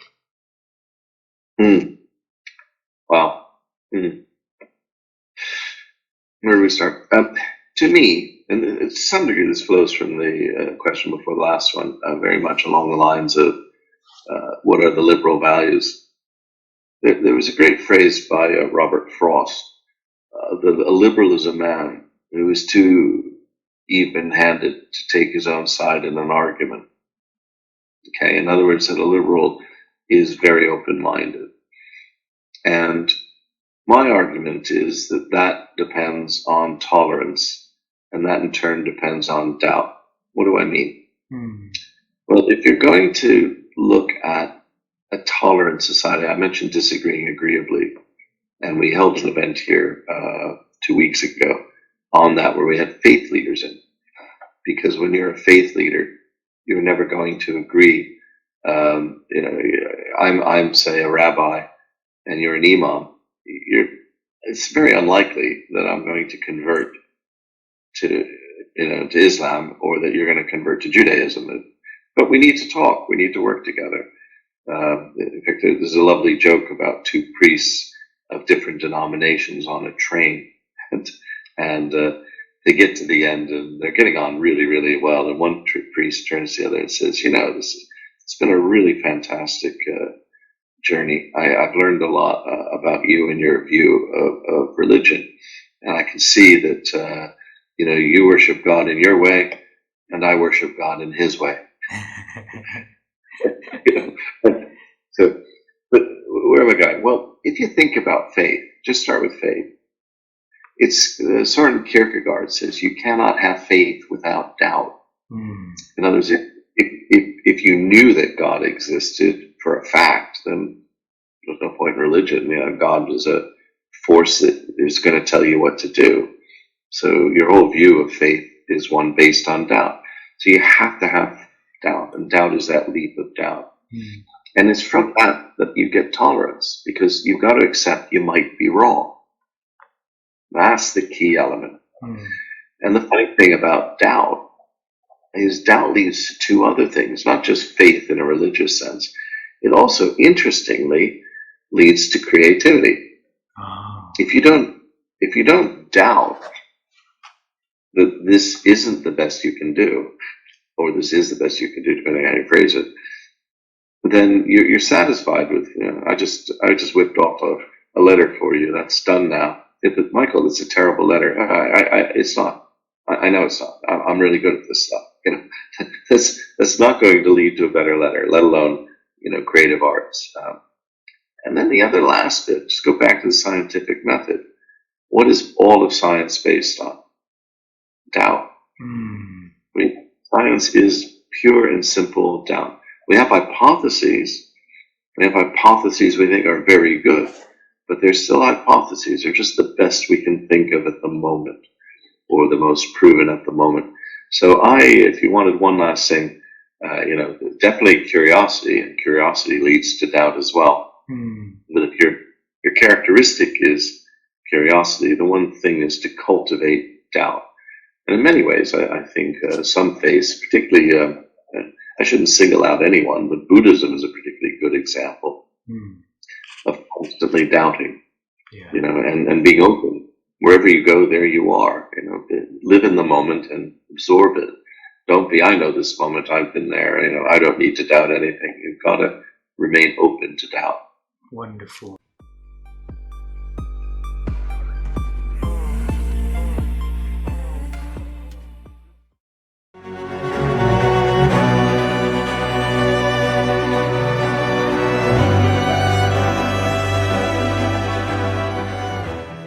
Lani, the question for Yes. you is, how have you been growing and expanding your ability to think over the years?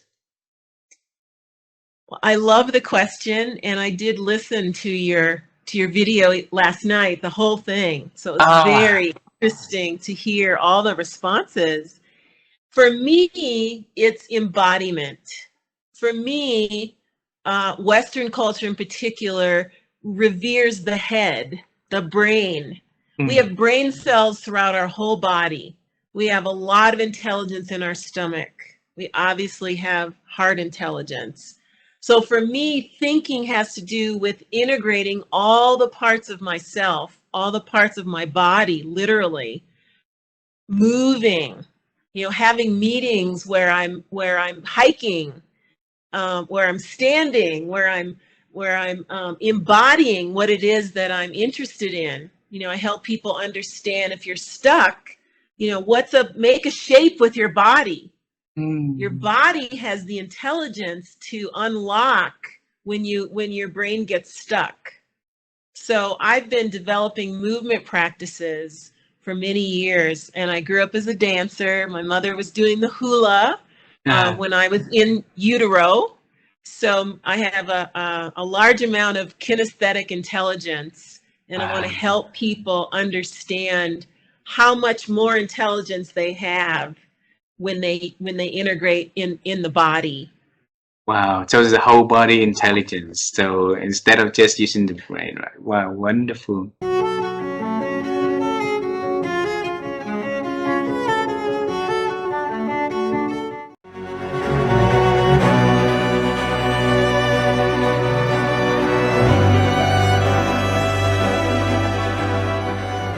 Professor Richard, how have you been growing your ability to think over the years? Gosh, what a question. Well, I think it's varied. I mean, I'll say something which might not be what you would expect, but I mean, I think that mathematics is an incredibly important tool for thinking, and I never understood when I was at school. I found that mathematics boring. It was never applied to any real world subject matter which interested me.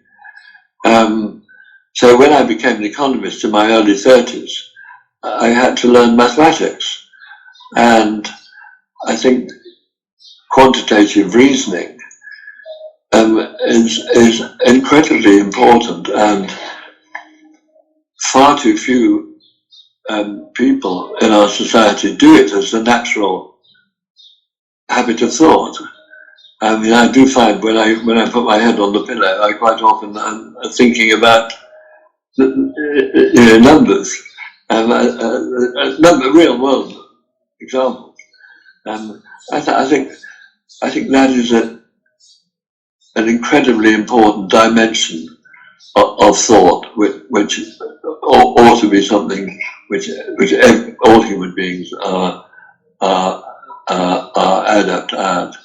But I suppose the other main skill is managing your own mental life, obviously. And I don't think that until I got interested in well-being as a sort of my main focus of research and interest, I don't think that I had reflected on, didn't have techniques for managing my mental life. I think for example, if I was on my own, I think I wasn't that comfortable with myself, so I usually found some distraction, something to do. I think I've learned better, how to enjoy one's own inner life. And I think to develop your inner life is an important skill, and probably one that becomes more important as you get older. But I think it is a very, very important skill.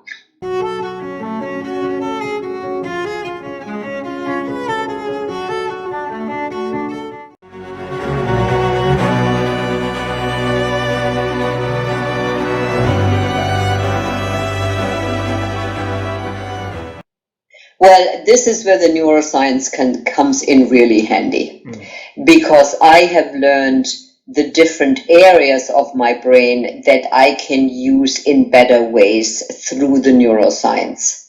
For example, I now know that if I take on too much, and if there's too much stimulation, the stress curve and the impact on my goal direction, empathy, clarity, memory, all the executive functions from the prefrontal cortex, the more I take on, the more the capabilities will be impaired. So I have learned to stay in this zone of stimulation and stress, to not go over the curve where it becomes so much that I can't think clearly anymore. So the neuroscience has really helped me understand my thinking and where it gets to be a challenge and why. And I think that is the incredible benefit of learning how the brain works. Because it is, we suddenly begin to understand why we do the things we do, and why some of the things work and why some of the things don't work, because it is related to neuroscience. Wow.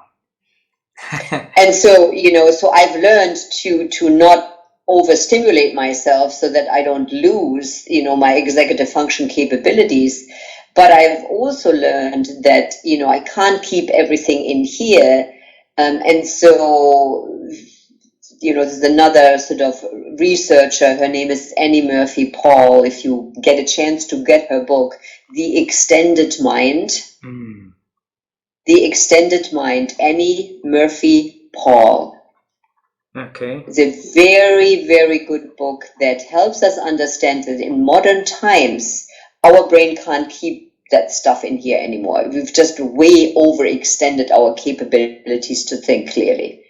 And so the extended mind is the philosophy that we need to offload what's in here into other areas. And so having a to-do list, a vision board, a whiteboard where you can move things around, things that become visual, help us offload what's in here in terms of thoughts. Wow. And frees up space.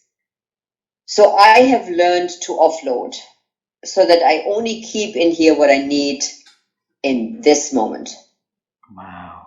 And that will help. So that I don't get distracted about the next thing. And it's like, that's offloaded already. The next thing is offloaded. It's already in a file. It's on my calendar. It's on my to-do list, on a sticky note. It's in a reminder. So that's already handled. So my brain doesn't have to hold that now in here while I'm talking to you. Wow.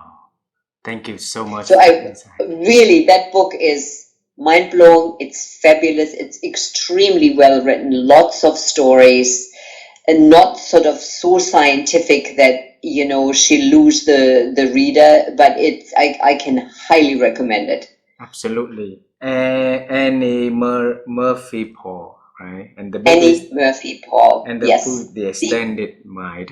The extended mind. I will Yes. definitely look forward to that book, and I also look forward to contact her and send your message to her.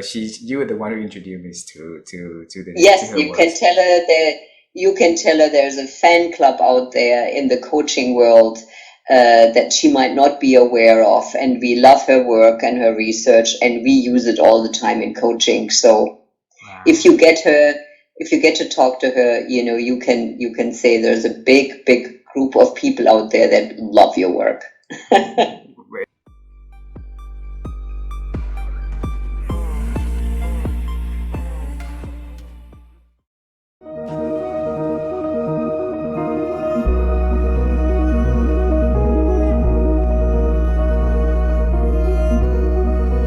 How have you been growing your ability to think over the years? Well, I expose myself deliberately to new situations. So I have a belief that, and I've operated this way, that I need to get out of my comfort zone at least once a year. So one of the things that, so I always try to do that in different ways. Sometimes it's to go on a canoe camping trip and to be out in the wilds and sleep on the floor, which I hate, but I'll do it because it brings me into a new awareness about how lucky I am to have a bed, or to listen to the sounds in the forest and to relish what that is. Now I live in nature. I live out in the country, so I have bears and foxes and deer and everything that I'm exposed to a lot. But some people aren't, and I walk every day with my dog in the woods, and I notice things that are different. But I mean, really get out of your comfort zone. So that's part of the reason that I went to Nepal, for instance, was to climb in the Himalayas, to be exposed to a different culture, to sleep in tea houses, to use toilets that were totally different than the ones that I knew. I mean, all of those things have given me the ability to be, I think, somewhat resilient, which is what you need as you grow older, and to experience new ideas, new places, new cultures, new languages, and to just expose myself to that. I think that's critical for everybody. And that's why I say, I always talk about spotting opportunity. Expose yourself to, you don't have to go to Nepal.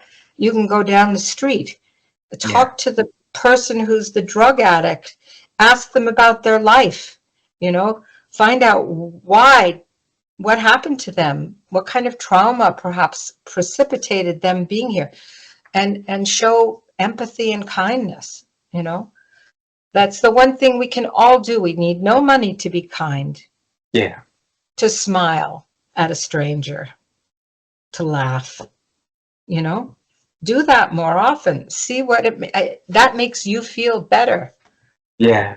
Those are the little things that contribute to your well-being and to others too, but you don't realize how important it is to you.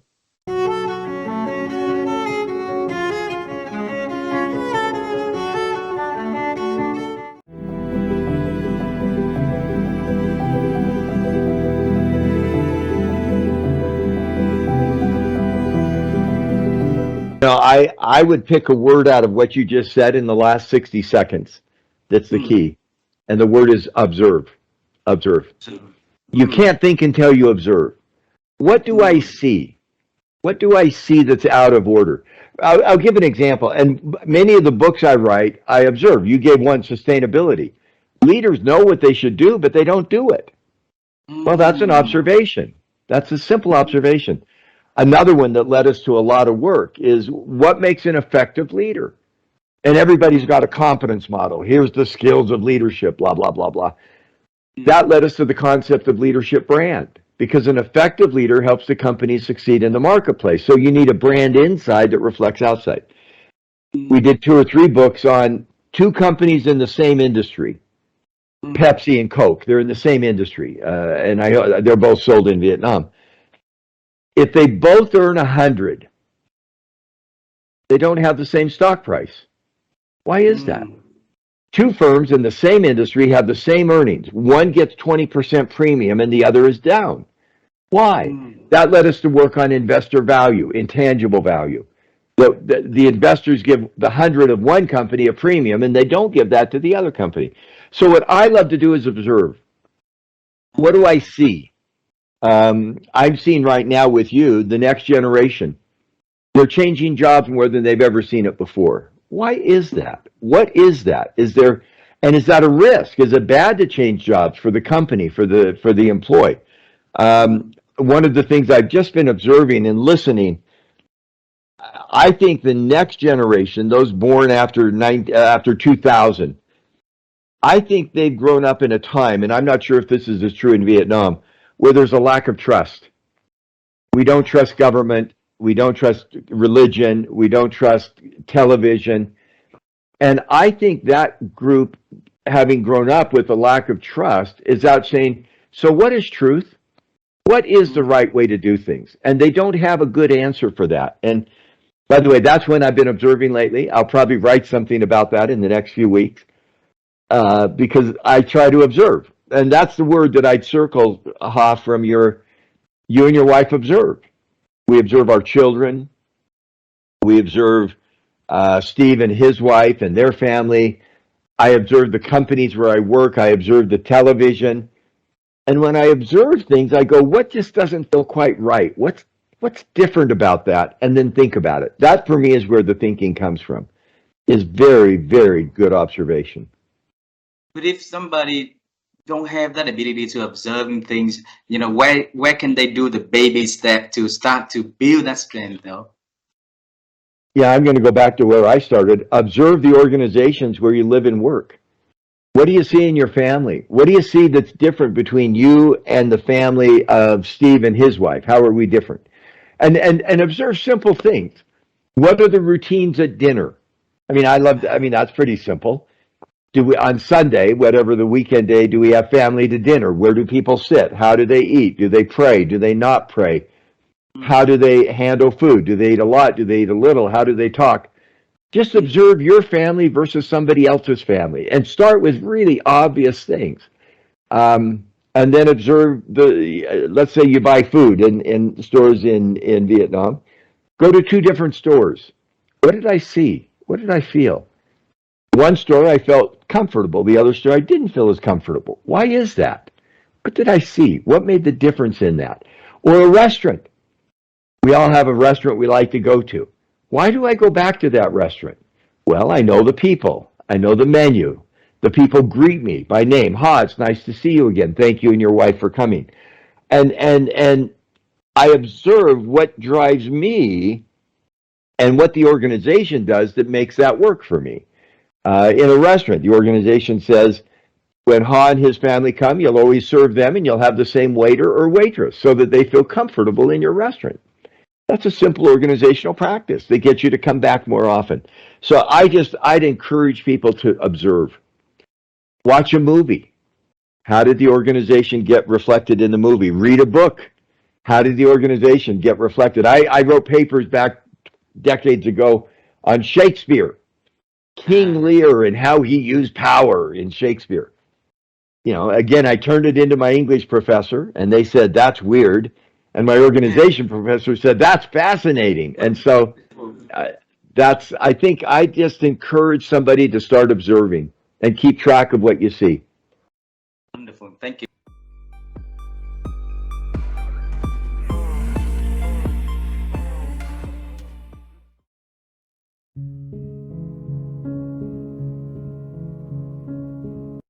My ability to think has been improved by one tool, one very, very, very important tool. A pencil. Pencil. Wow. A pencil. You could use a pen, but let's go with the pencil.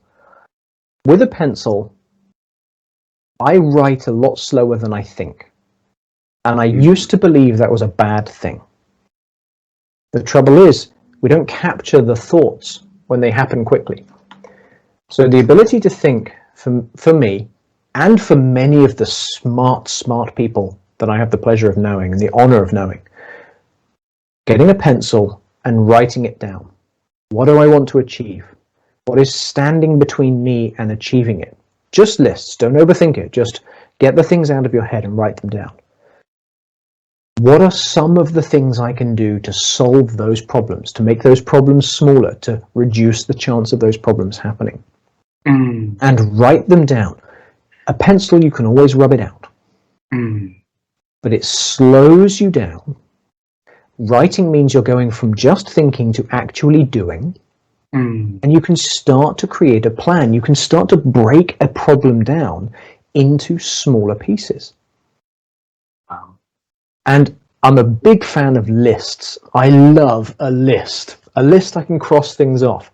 The great thing about a list is you've got to create one in the first place, which means you have to think about what you're going to do and how you're going to do it. And then you can track your progress by just crossing the things off. So thinking starts by slowing down and writing down. So grab a pencil, whatever problem you're trying to solve, grab a pencil, start step 1, write what you want to achieve. What is that goal? Step 2, what are the things that I need to do, that I need to overcome, that are standing between me and achieving that goal? Step 3, and this is the fun part, how many different ways can I think of to solve them? Wow.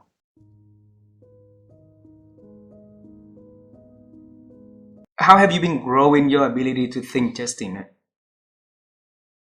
Well, I would say this is an awesome question.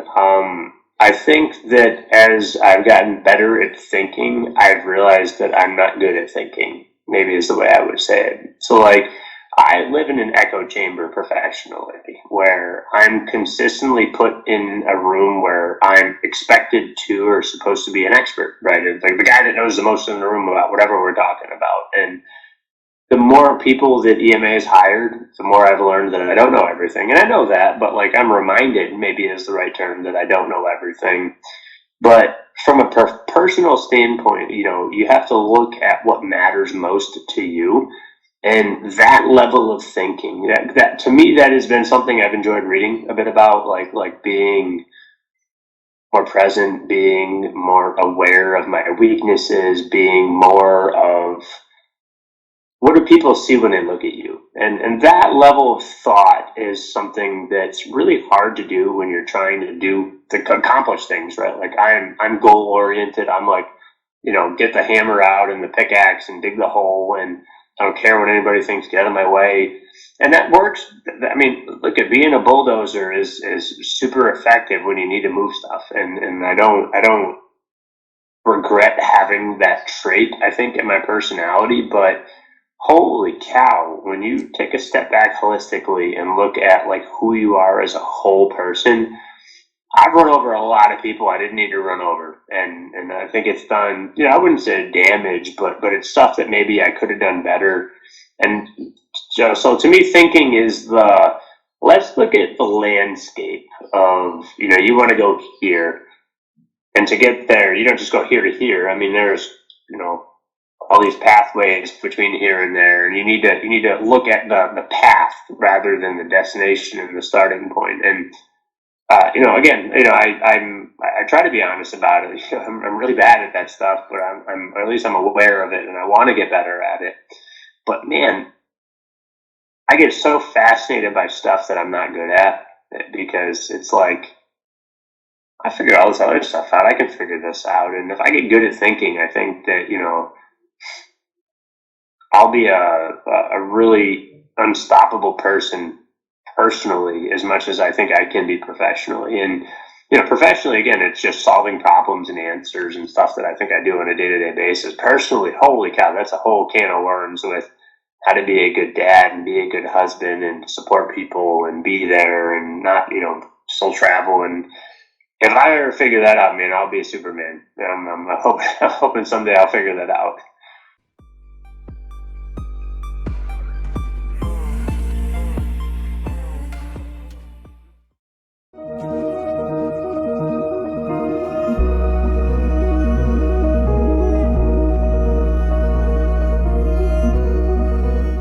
over the years, Katie, how have you been growing your ability to think? Yeah. So one of my favorite things is if I see something once that I don't understand, I let myself ignore it. If I see it a second time, I'll pay attention, but I might not do anything about it. The third time I notice an idea or a concept or a thing that I'm not aware of, I'm like, right now I need to do some research on that and work out what that is and try and understand that. So a good example of that would be blockchain. So the first time I saw it, I was like, interesting, don't know. Second time, oh, it's come up again. Third time, it's like, right, now I really need to come to terms with what this is talking about. So that for me is the way that I really prompt myself to keep thinking. Wow. And you mentioned about the people in your world also, the people that push you, the people that support you, the people that motivate you to go to the next level, and by writing the books and, helping their clients also, right? So I'm curious to see how did you, on what criteria did you decide, oh, this person maybe can join to your circle of influence, or that person can join to your circle of influence? And so how do you rank it? So do you mean in terms of like who I associate with, like in the workplace, like who I would see as being part of my network? Yes. Yeah. If they're nice, generally, that's a good thing. Like I don't mess around with people who are a-holes. Like they can just do one. And I think there's enough people out there who are nice that they're the ones to focus your attention on. And I think it's about that kind of that shared respect for one another. So feeling that you really admire and appreciate the work that someone else is doing and that feeling is reciprocated, certainly on a professional level, that's amazing. That doesn't mean that you have to be peers. So I've got some phenomenal interns at the moment who've come from one of the programs at LSE. They're struggling to get a job at the moment because the market is brutal in the UK. And they're so smart. I'm learning so much from them. Their skills in terms of like more contemporary online research methods, the types of AI tools that they're familiar with, that they've been taught about on their course, they're phenomenal. So like the respect definitely flows both ways there as well. They've got a great skill set and it's amazing to learn from them in the same way that they're learning from me.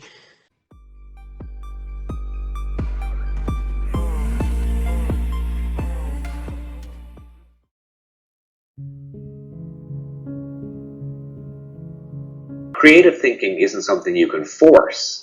So I'm fascinated by like the corporate world and their desire to put everybody in a room to come up with a new product idea. Okay, we need to be creative. Our competitors are more creative. Let's be creative.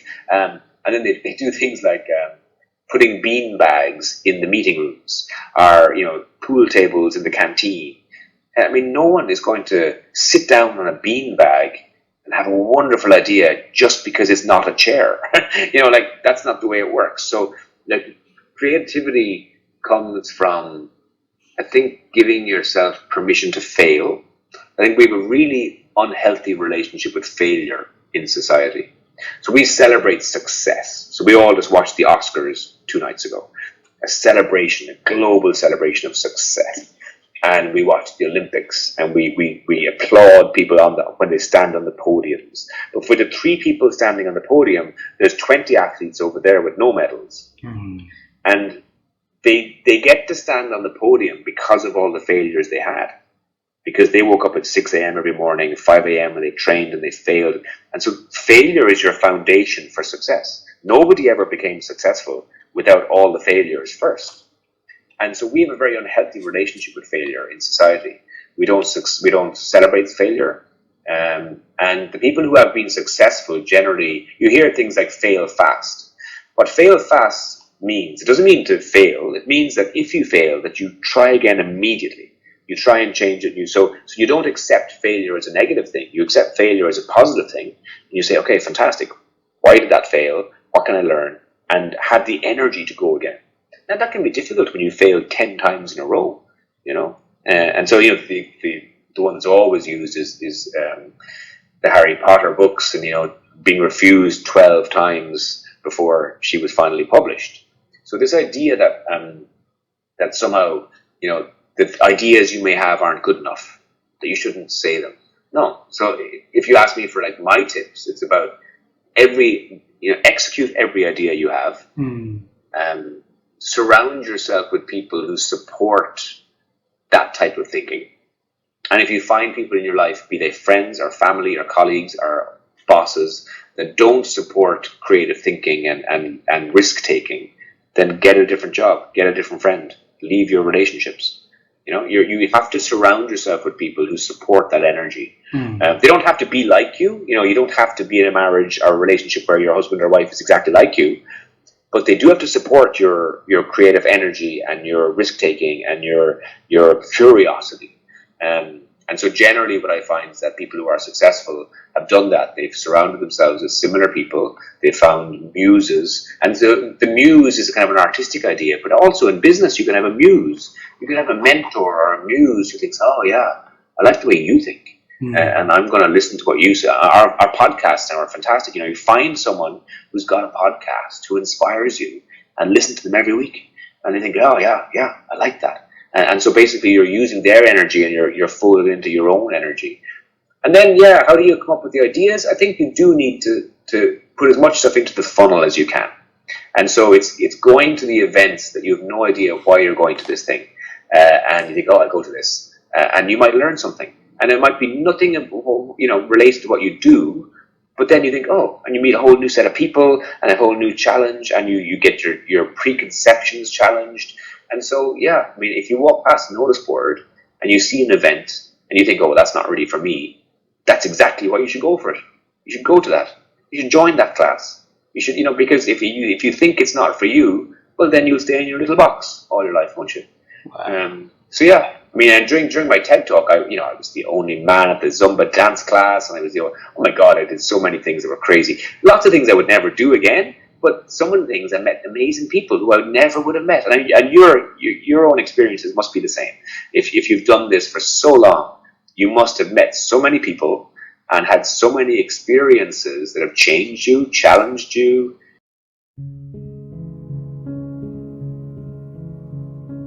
How have I improved and expanded my ability to think? Yes. So I have been a martial artist for 40 years, a little over 40 years now.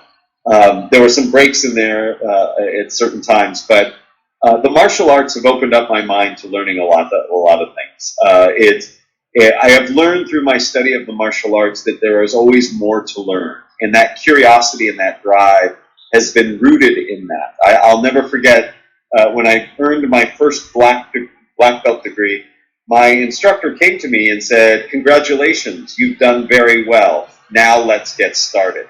And that was a very profound moment. I thought I had culminated something, and in a way I did, but it was really just the beginning. And as I learned different styles, gotten more and more ranks, each rank is a recognition of what's happened, but it's also a doorway to what can still be. So I am somebody who's driven by curiosity and tenacity, and that's what helps me learn new things. And I also hold that everybody has something to teach, and I look forward to learning from as many people as possible. So I see every interaction as an opportunity to learn something about myself or about the world. Beautiful.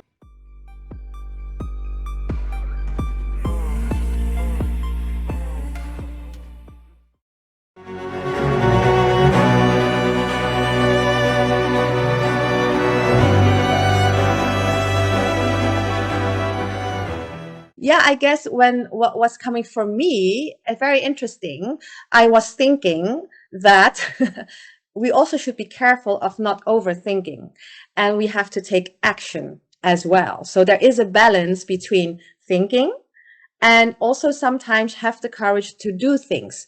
Because, and you know that probably, and I definitely know that, right, from cognitive behavioral therapy, what we think determines how we feel, our emotions and feelings, and that determines actually how we act and how we behave.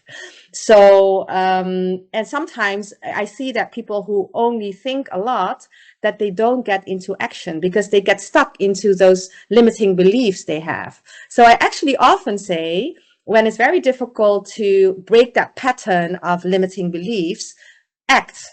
Because when we act, we actually shape new beliefs, because we collect actually proof for a belief which was actually not serving us. For example, if somebody is very afraid to ask a question, right? That happens a lot to us, right? In a room, right? At work, because they feel like they're junior and they don't have a good question to ask, and they're very afraid what people think of them.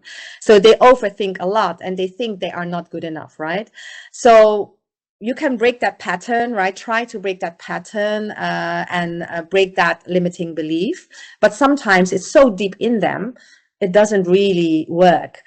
So what you can do in the same time is just for the person to take the courage and be brave and just ask a question. Not think, but act. And by acting, you will find out that, hey, it is not so scary to ask a question. Actually, my colleague also wanted to ask the question, but actually didn't dare to. And then by acting and taking these small steps, by acting, you actually change the belief that you are not valuable enough, that you're not good enough. And then, and then you actually created a new belief for yourself, right? So that was actually the first thing which was coming up for me when you asked about thinking. I was thinking, be careful, don't overthink. That was the first reaction. But I think if I go back to thinking and expanding, I think it's really about different perspectives. Again, going back to learning from different people, different cultures, or reading a book, or anything which can give you different ideas. Because then, if you have more ideas, you will come up with different solutions, right? If we have only talking to 3 people, then it's very limited in terms of perspectives, right? But if we are open to more perspectives, I think it will help us to find a better solution in the end. But I think what is always difficult is that it's very easy, like, to talk to you when we have the same values, right? And we have to, and it feels familiar. It doesn't feel scary, right? But if people are very different from you, then it's very difficult to actually not judge and bring curiosity and really listen. Because sometimes we feel maybe like threatened, and then we don't open up. Or sometimes we think that this is a stupid opinion. I totally don't agree with it. But then you also close down, right? And I think also there, and that's why I really like our Covestro value, actually, Vivian, curiosity. If we can bring in curiosity everywhere, then it really lowers the judgment. And that really can help us also to work with people we don't feel so comfortable with, right? And that's very normal that we don't feel comfortable with everybody. But the people who are most different from us are actually the ones we can learn probably the most from, because they have something we don't have, probably, right? And that's always a very interesting area, I think, to explore. Like if a person is giving me discomfort, probably because this person is very different from me, right? Different values, a very different background. And instead of, not engaging, is bringing in curiosity to do engage. And then you actually found out we're all humans and we're still actually similar needs. But the starting point and the stories of the others are so different that sometimes, because of the different stories, their behavior is very different. So instead of judging the behavior and understanding the stories behind, I think is very helpful to expand our thinking. Going back to your question, expand the possibilities actually we may have. So. Wow. Is that okay? So it's maybe different than you expected, but it sparked something else when you are asking that question. And I think that's the beauty of interaction, right?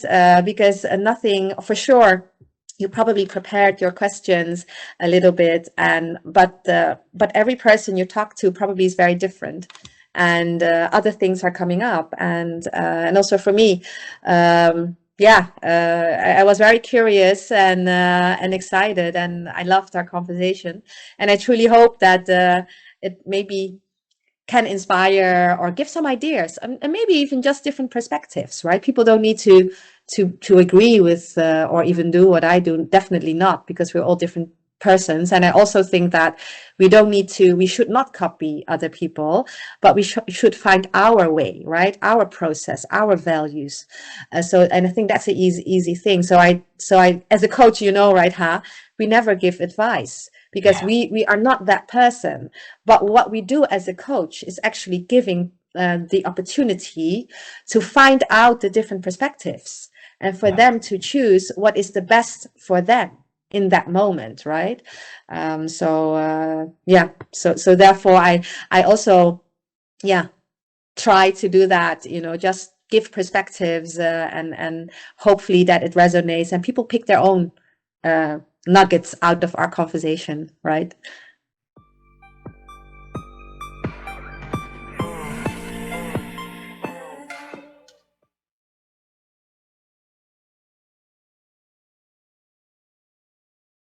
What the pandemic taught us was that, again, life is frail. Yeah. And things can happen not through anything that we did bad. The other thing that's happening, as somebody who's, 40-ish, is you and your wife are both at a classic second midlife crisis stage. Now, I'm not saying it is a crisis for you, but it is a normal transition where you start to look around and say, well, what else is there in life? When you're in one of these periods that one of my former doctoral students who's now on the faculty at Bucknell, Udayandar, and I have been studying, he took the lead on, is liminality. When you're in this in-between space. When that happens, you very often look around you. I mean, if you're on top of things, if you're scared by it, you just drink or eat too much or gamble.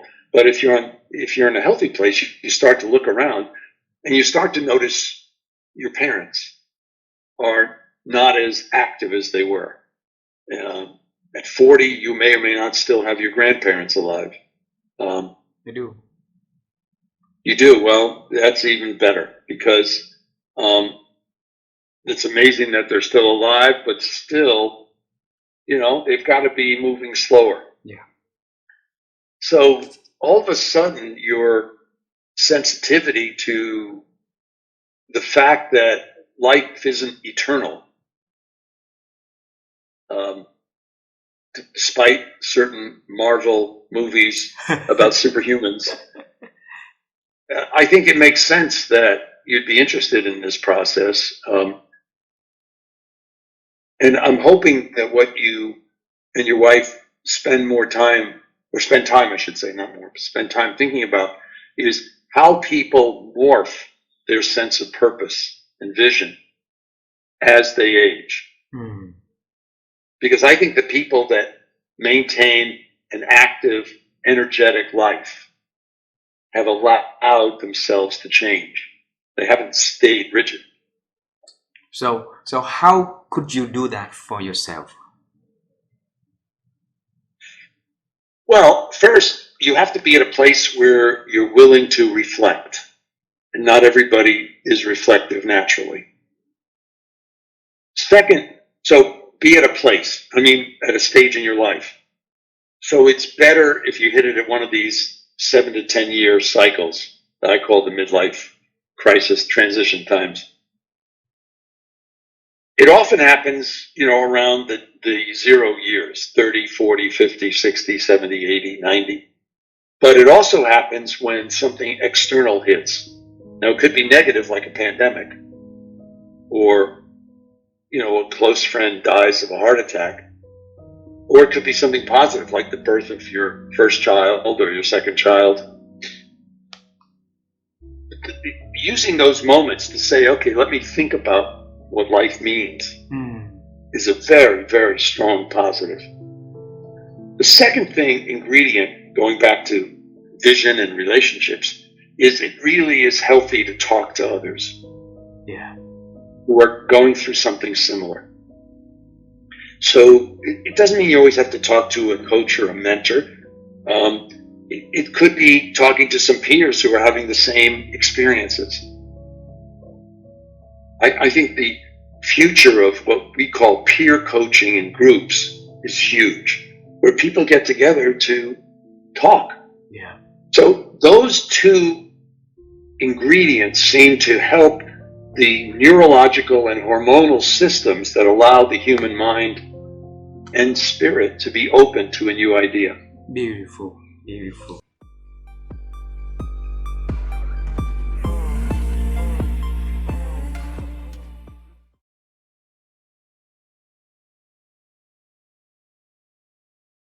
Completely honestly, I can see my ability to think decreasing and diminishing as well, because I am surrounded by the environment. We live in the environment that is predominantly, unfortunately, working that direction. I mean, there are so many things that happen in the world, so many things you need to follow, so many developments. There's so much pressure. So I myself catch myself hopping from one topic to another without proper thinking. So when that I started realizing about 3 years ago that I really need to start protecting myself from myself, right? Protecting yourself. Yes, protecting myself from myself, because I am I don't know if you ever heard of the Gallup strength tests. Yes. But within that, my top one level strength is learner, right? I like new things. I'm very curious. But the shadow of that is that I can get distracted very easily, and I always want to learn a new thing, and whatever is new is sexier, right?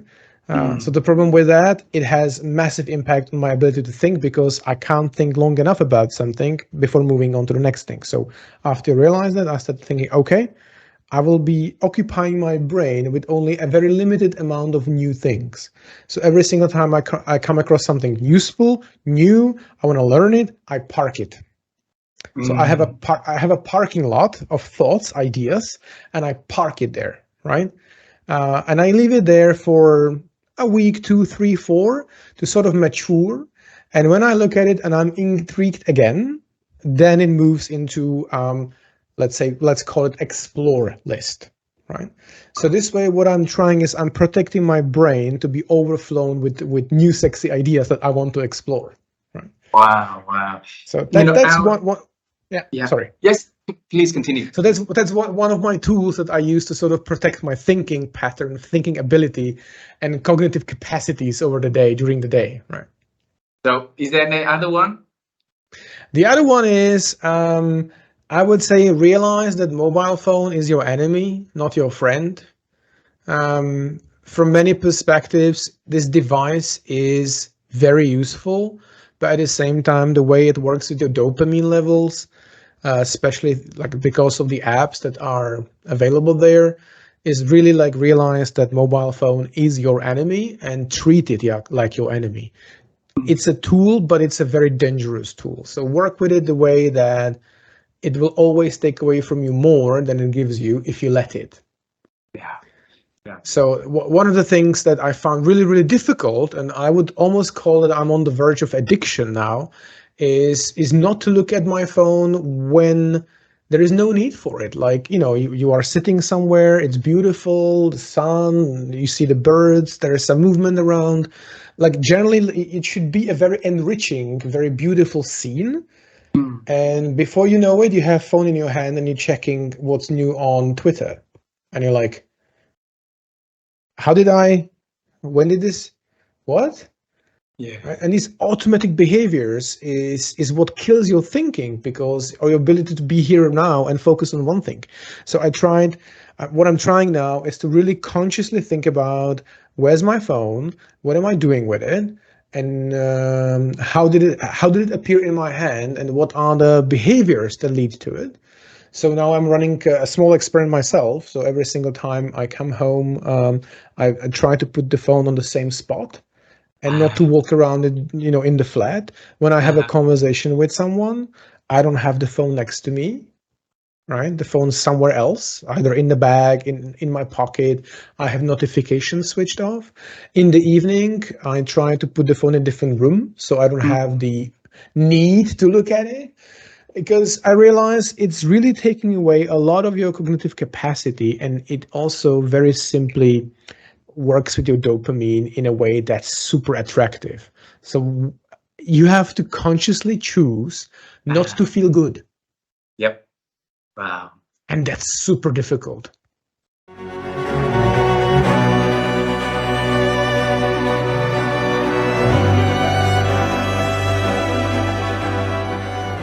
You know, one of the biggest things that I learned over the years is that we have this bias called the confirmation bias.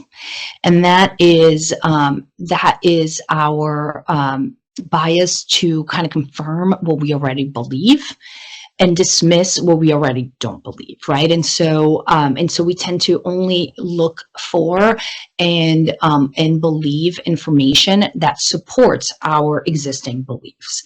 And it's really hard, right, to overcome natural biases. There's reasons why we have these biases, and they evolved over millennia. But one of the things that I try really hard to do is to question my thinking, you know, when I can. And so one of the questions that I ask myself a lot is, what else is true? What else is true? And I think that helps me sometimes. It helps broaden my perspective and bring a little bit more critical thinking to the things that I'm working on, to the practices, to my beliefs. And I'm not perfect at this. I exhibit a lot of confirmation bias, but it's something that I try to do. Beautiful, beautiful.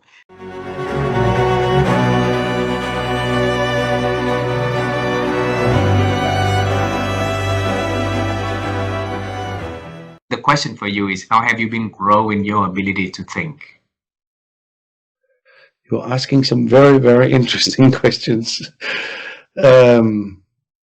Because it's well, yeah, okay, very easily, actually. Now I got it. I've always looked for the masters.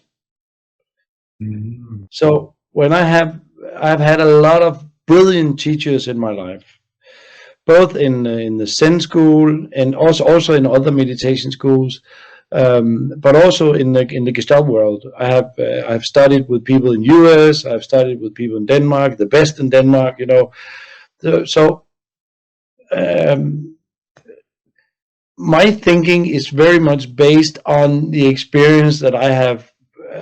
You would say copied or integrated from other people who have done that, who have then again been with other people, right? So it's about seeking information. Don't take the quick way. Don't go quick. There's no quick fixes. There's only slow fixes. So look for it, but find you said it before, the master will come to you when you're ready. That's a very interesting, very, very interesting aspect. I would say look for the master. Don't wait for him to come. Look for him, find him. If you like it, go with it. If you don't, change. Wow. Last question. Okay? Yep. I want you to travel with me to see that little boy Nikolai when he was really, really young. And you say that he could even write his name properly. Am I listening to it correctly? Yeah, or at least my spelling was not that good when I was in public school. So yes. Alrighty. So because I noted in there, so I want to make sure I got information correct before I ask the question. So the question is, now you and I travel time, we see him at the public school, okay, when he was struggle. And you tell him about the journey that he is going to have in the future. What is that you now are going to tell you then? So could you rephrase it again? So what would that boy tell me today, or is that your question? What would that you today tell that boy back there? Oh, very good, yes.